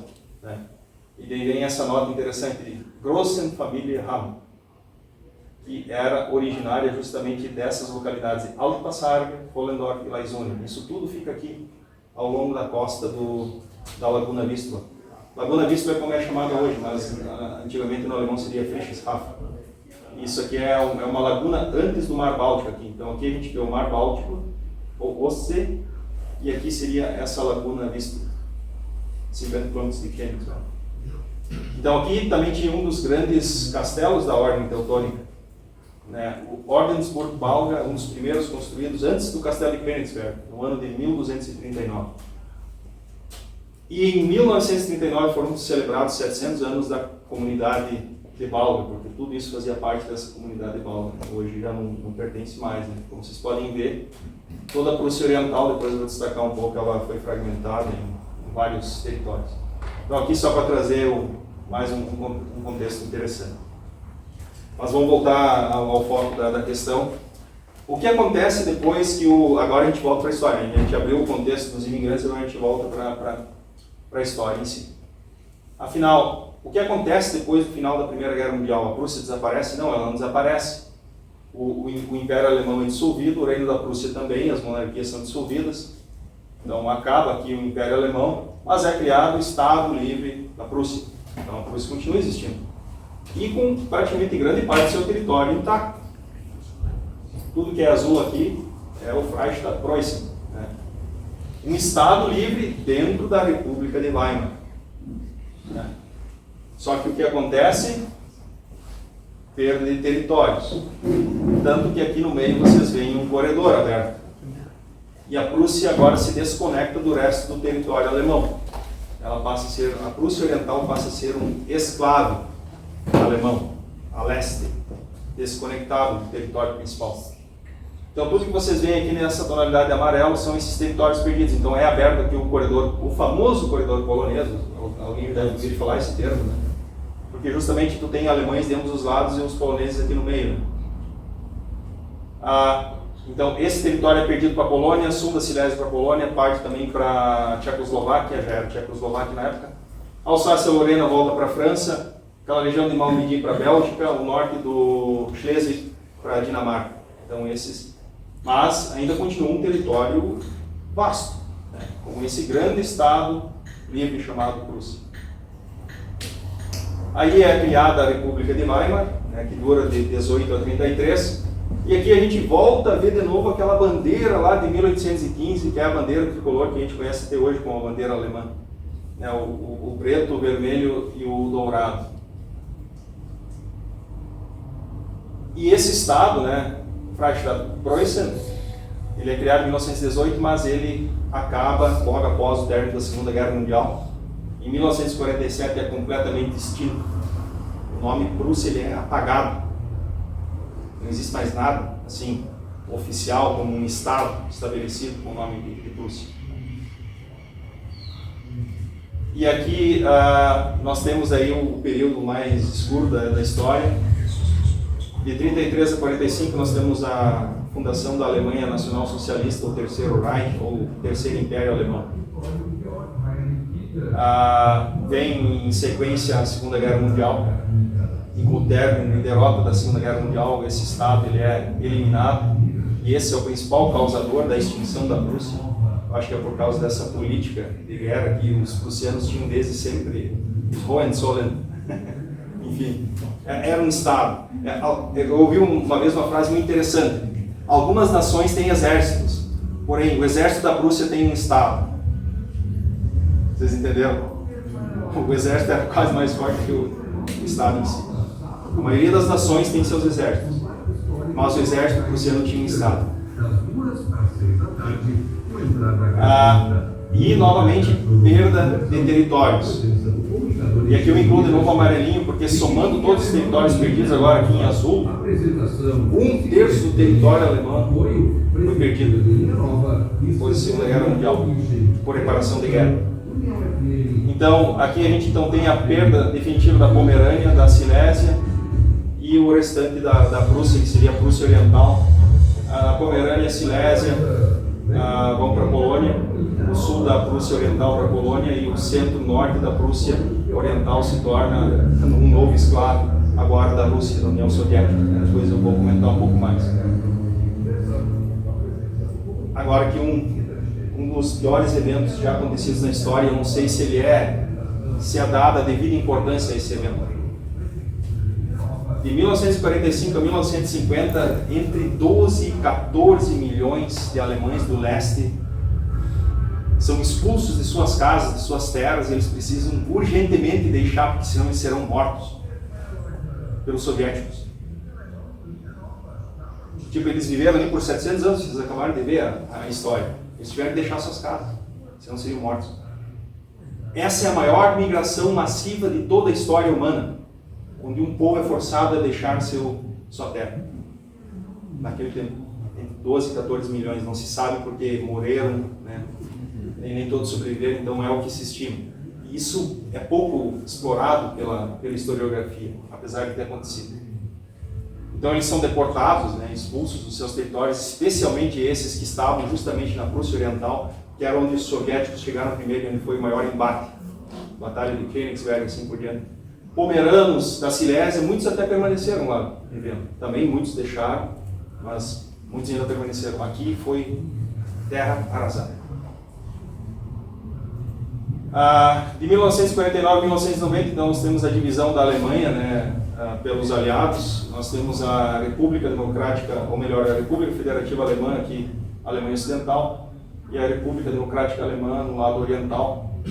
A bandeira é a bandeira tricolor, tem só essa distinção do símbolo. Isso de 49 a 90, em 90, então a queda do Muro de Berlim, finalmente a Alemanha seria consolida novamente como um Estado único, permanecendo essa bandeira tricolor. E aqui o novo brasão dessa República Federativa. E aqui a gente volta de novo um pouco com a história que a gente viu antes do Sacro Império Romano Germânico, né? Então ainda mantém o dourado, a águia negra, enfim, ainda mantém alguns resquícios dessa antiga história.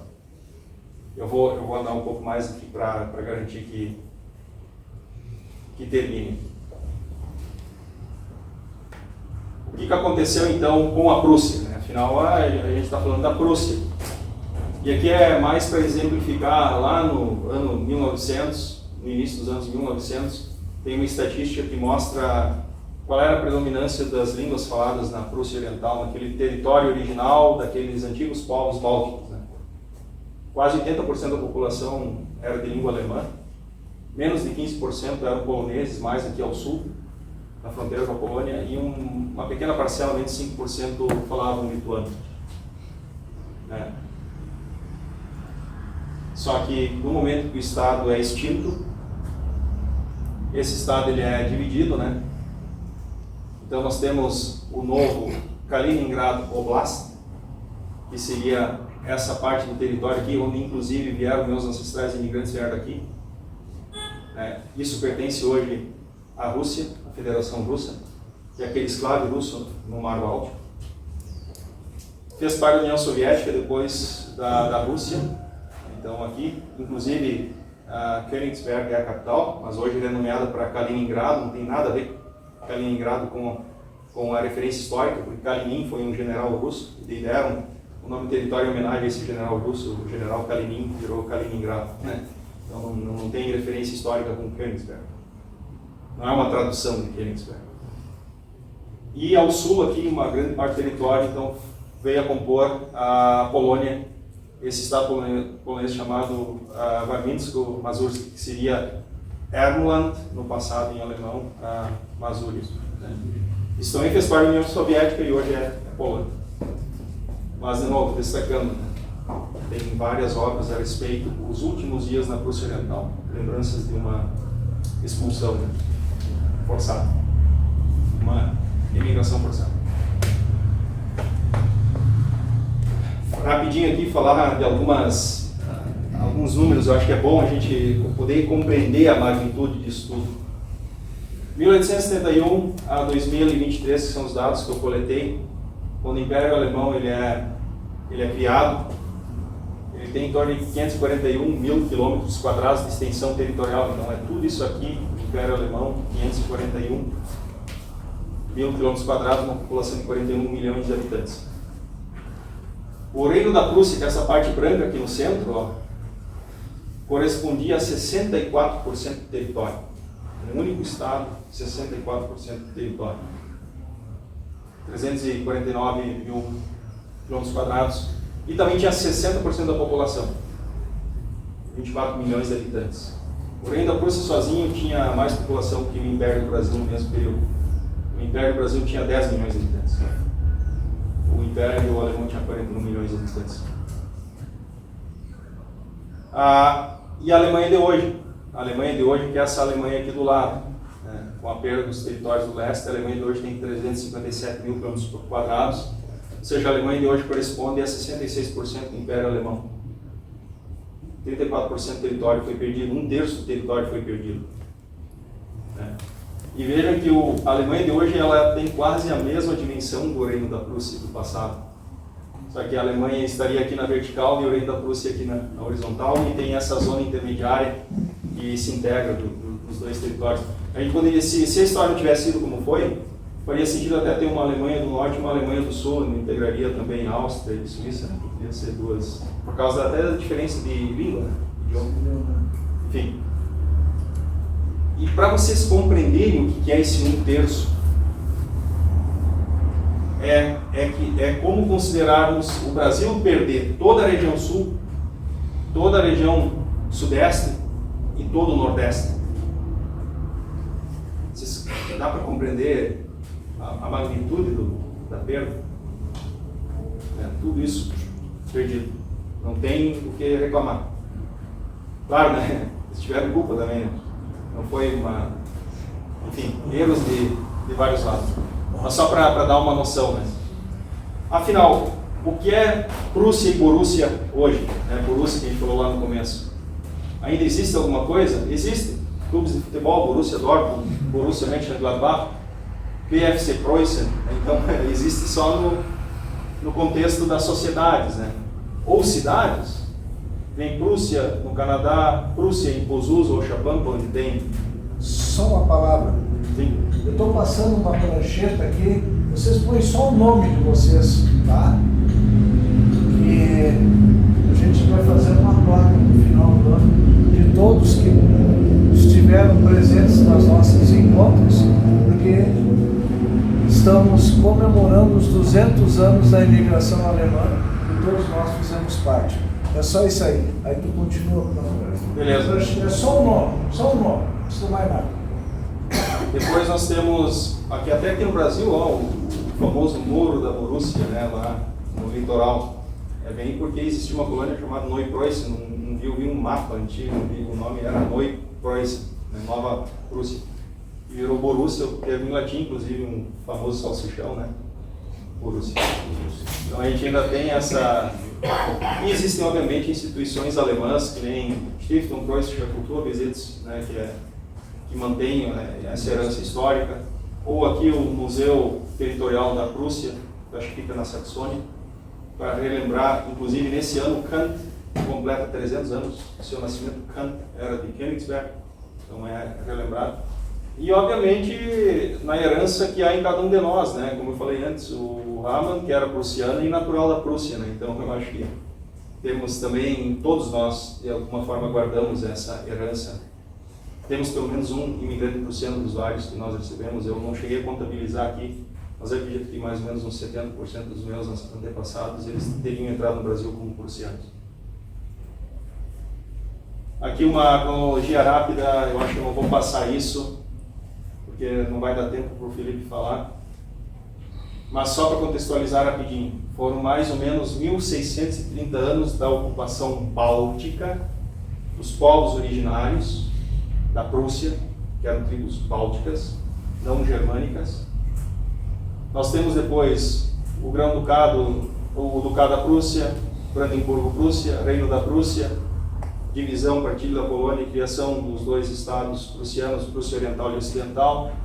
Nós temos a criação do Império Alemão, a formação depois da criação do Estado Livre da Prússia, e aí nós temos mais ou menos 715 anos de história germânica, naquele território que vem inclusive se expandindo a oeste. Claro que esses germânicos, eles conviviam com esses bálticos e com os eslavos daquela região, né? Então todos, e dão origem aos alemães do leste. Os alemães do leste, eles são de fato uma mistura, né? Uma miscigenação entre germânicos, bálticos e eslavos. Uma característica um pouco diferente dos alemães do sul, que ele já tem a presença de celtas, o Décio sempre fala disso, germânicos, celtas e romanos, né? Então é mais ou menos a composição étnica das populações germânicas. Então aqui nós temos a ocupação, digamos, germânica naquele período, e por último nós temos aqui nós temos os imigrantes chegando nesse contexto para cá a partir de 1824, e por final a divisão do território prussiano e no caso passando para a ocupação de povos eslavos, russos e poloneses. Então nós temos mais ou menos, e com isso a gente consolida prussianos no ponto de vista étnico, bálticos, do ponto de vista histórico, germânico, de cidadania, cidadãos que imigram, e eu chamaria de prussianos territoriais, aqueles que herdaram a terra. E para finalizar aqui, né,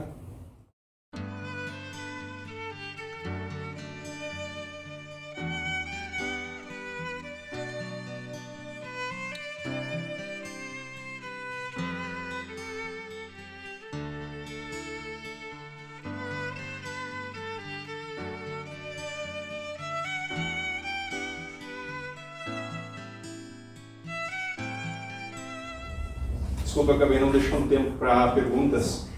Acabei dando todo o espaço, o Felipe tem que falar de logo, Arthur Paulsino.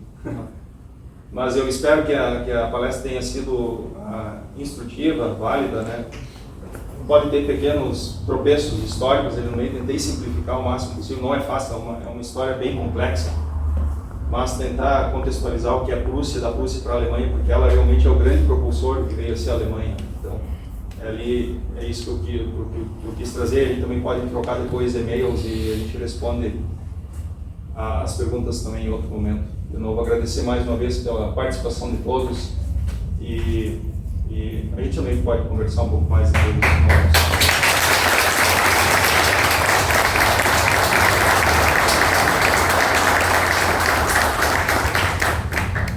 Antes das perguntas, passou rapidamente ali. O André perdeu uma filhinha e isso foi muito pesado para todo mundo.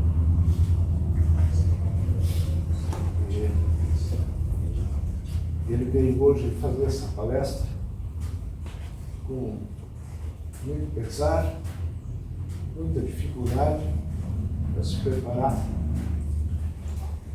e foi uma barra bem pesada para ele, para a família e para a maninha que ficou. Então, a gente gostaria de deixar esse abraço para ti, para a Mônica, a esposa, e a Yasmin.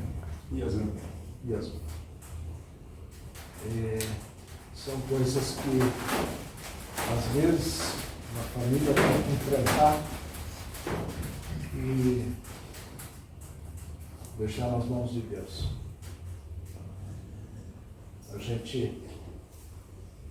Eu me emocionei muito e a gente acompanhou de perto toda a luta, mas infelizmente Deus quis assim.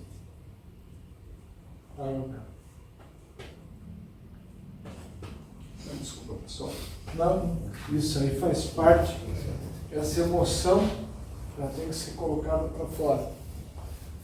E tu, André, tu está precisando disso.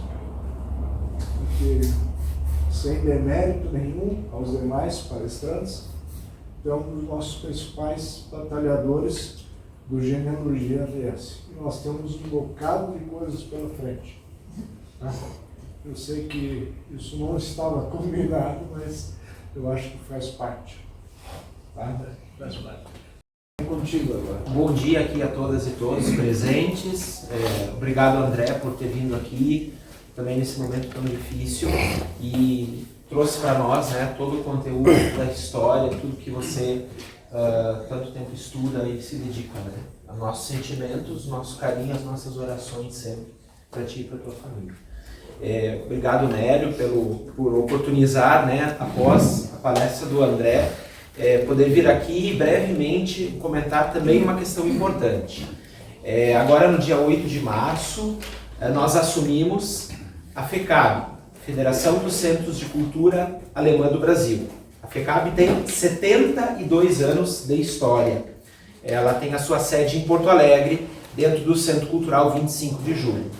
No pós-guerra, como até uma parte que o André destacou, a Alemanha tinha sido destruída, quer dizer, também tinha promovido, né, aquele desastre que foi a guerra, e o país destruído, a população é a que mais sofreu com tudo isso. E em 1946, uma parte aqui de brasileiros, especialmente aqui do sul do nosso país, cria o Socorro à Europa Faminta, um projeto, digamos assim, ecumênico, porque eram lideranças tanto da Igreja de Confissão Luterana, quanto da Igreja Católica, quanto da Igreja Luterana, que se juntam e enviam alimentação e mantimentos para a Alemanha, para aquela população. Em 49, o governo alemão já avisa que, mesmo um governo que só passa a ser administrado em parte por alemães a partir de 1949, de que estavam em condições um pouco melhores. Então não precisava mais mandar aqueles grandes carregamentos de comida, de mantimentos, de roupas para a Alemanha. Bem, em 49, 50 e 51, na verdade, esses líderes ligados também a estas igrejas, mas esses líderes das comunidades, Fritz Rottermund em São Leopoldo, Padre Balduino Rambo, jesuíta em Porto Alegre, várias dessas lideranças fundam os Centros Culturais 25 de Julho. E com isso a FECAB, que abraça esses centros. Até temos aqui o Sandro, que faz parte conosco da diretoria também da FECAB, e a gente assume a FECAB num momento muito importante, nesse ano que é o ano do bicentenário, em que muitas vezes quando a gente espera que o poder público faça ou que a sociedade civil faça, mas o Genealogia RS é um exemplo de que, independente dos poderes, estamos fazendo, né? Estamos integrados, realizando uma série de palestras, de atividades muito importantes, muito bonitas, e para marcar este momento. Bem, falando um pouco da FECAB e do que eu venho apresentar aqui, a FECAB tem um seminário anual, que é realizado, não é sempre no mesmo município. E também esse ano acontece, aí nós puxamos para cá, o CAL, né, que é o Encontro das Comunidades Latino-Americanas, que tem a presença alemã, germânica, teuto, nos seus países, nas suas regiões, e que o Nélio até pode também depois destacar, bem, já teve CAL na Argentina, né, em outros países aqui, Chile, Peru, e esses países vêm para esse seminário. Nós estamos nos organizando para realizar ele em São Leopoldo, nos dias 13, 14 e 15 de setembro. Então, já com algumas confirmações que nós tivemos essa semana, do Chile, do Paraguai e do Peru, mas também do pessoal da Argentina que vem, para esse grande encontro. Mas, claro, qual é uma grande responsabilidade da FECAB hoje? É, de fato, organizar esse seminário com os palestrantes, com as temáticas e específico, né, com os assuntos. Então, já fica aqui o meu convite, Nélio. Não sei se o Nélio comentou antes, né? Nós pensamos no Raman, nós pensamos no Décio Luiz Schauran, né? Nós pensamos em colegas que já estão integrados, né? E que provavelmente poderiam estar conosco falando no Décio Luiz Schauran. Ele chega aqui nesse momento, né? Já estamos te colocando no compromisso antes da tua chegada, homem, né? Então, assim, deixamos já esse convite, né? Nós ainda não temos o local exato, mas já temos a confirmação da Secretaria de Educação de São Leopoldo essa semana, de boa probabilidade de acontecer em São Leopoldo, né, nesses dias, e logo aí à frente, quando nós tivermos fechado. A data nós já temos, né? Mas, bem, vai ser em São Leopoldo, vai ser no local tal, e aí contar, né, com o apoio do Genealogia para as palestras, para o conteúdo, e também a todas e todos aqui presentes, já convidados a participar, a congregar. Eu não sei agora de cor, mas eu sei que são outros 2 seminários que estão sendo realizados em São Leopoldo, nesse ano pelo bicentenário, e eu creio que é um momento muito importante, né, de a gente marcar, e ainda mais com a presença que o Cal traz, que o Nélio até nos áudios ontem, anteontem também me compartilhou, de pessoas de outros países, né? Porque a imigração alemã, mesmo que 90% foi para os Estados Unidos, mas esses 10% vieram para cá, vieram, né, para Argentina, Paraguai, Chile, Peru, Venezuela, México. Então, importante assim congregar essas pessoas num grande seminário e ter vocês também presentes, né, para prestigiar e até mesmo participar conosco. Então, esse é minha mensagem, agradecendo o Nélio, agradecendo a todos vocês aqui e realmente reforçando o convite. Nós vamos preparar muito, estamos já começando, né, com as listas dos temas das palestras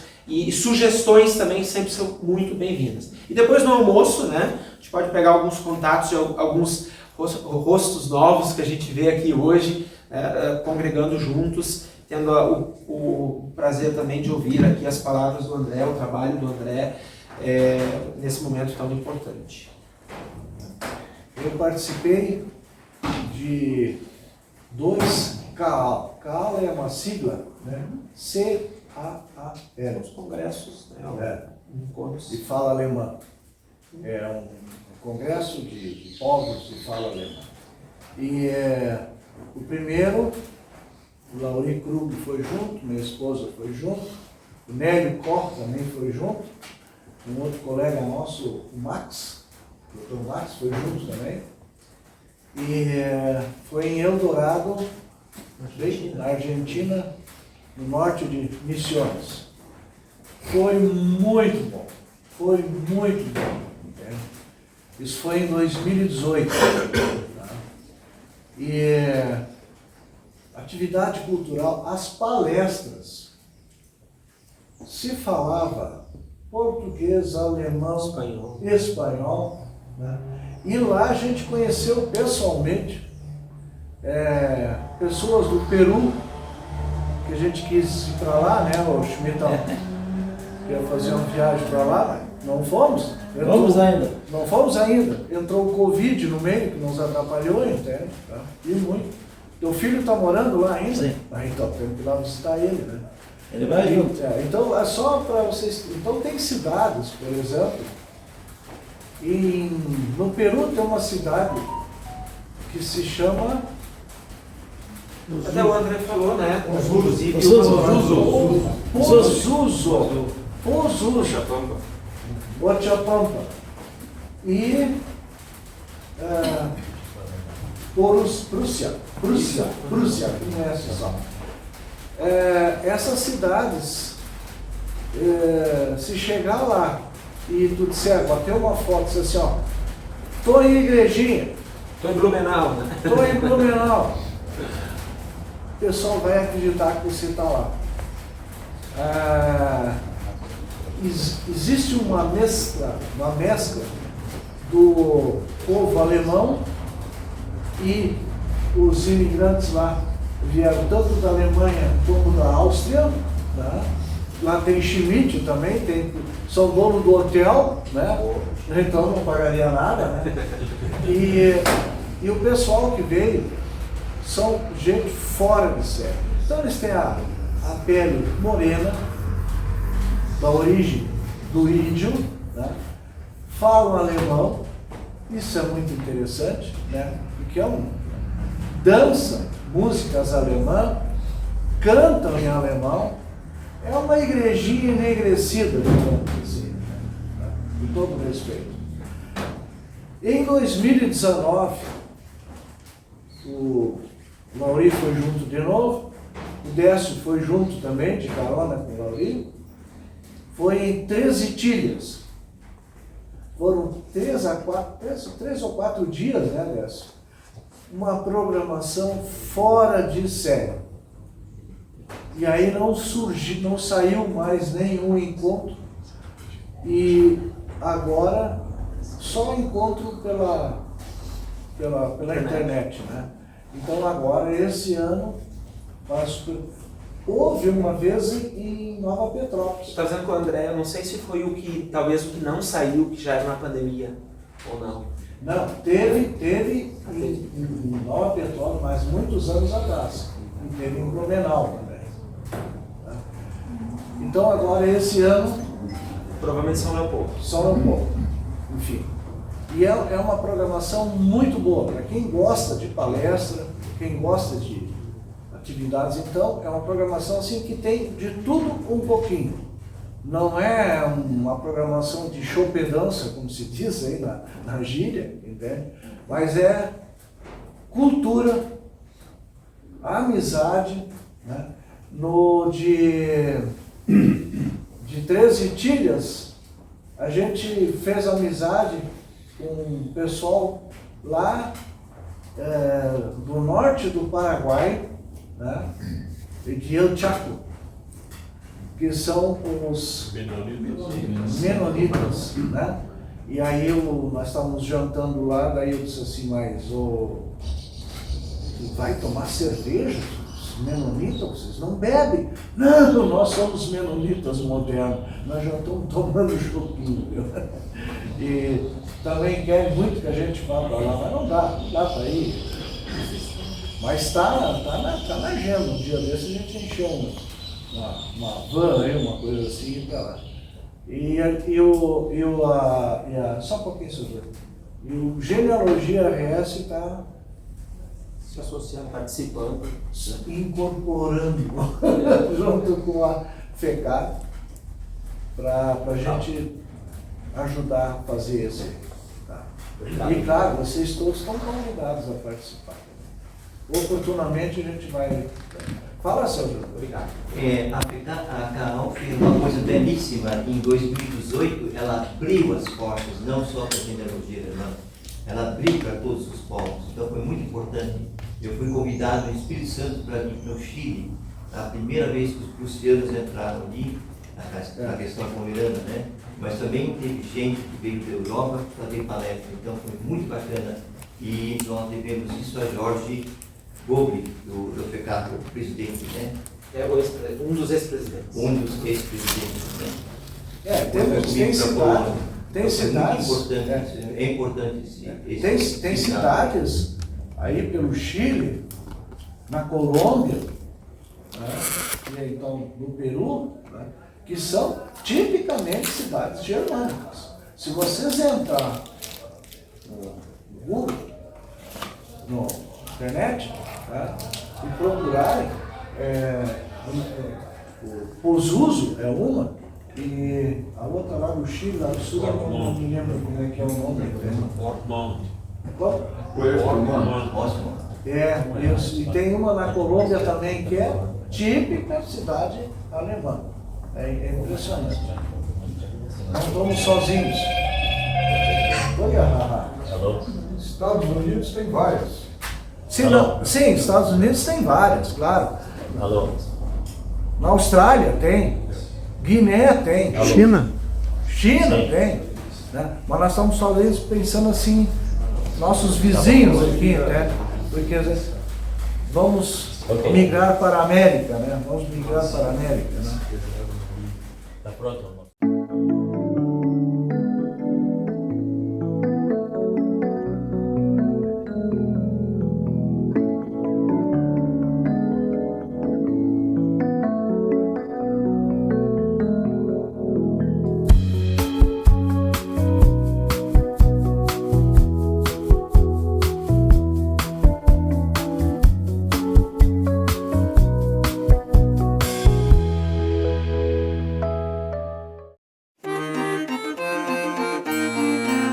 Wir treten jetzt die Reise zum Land Brasilien an.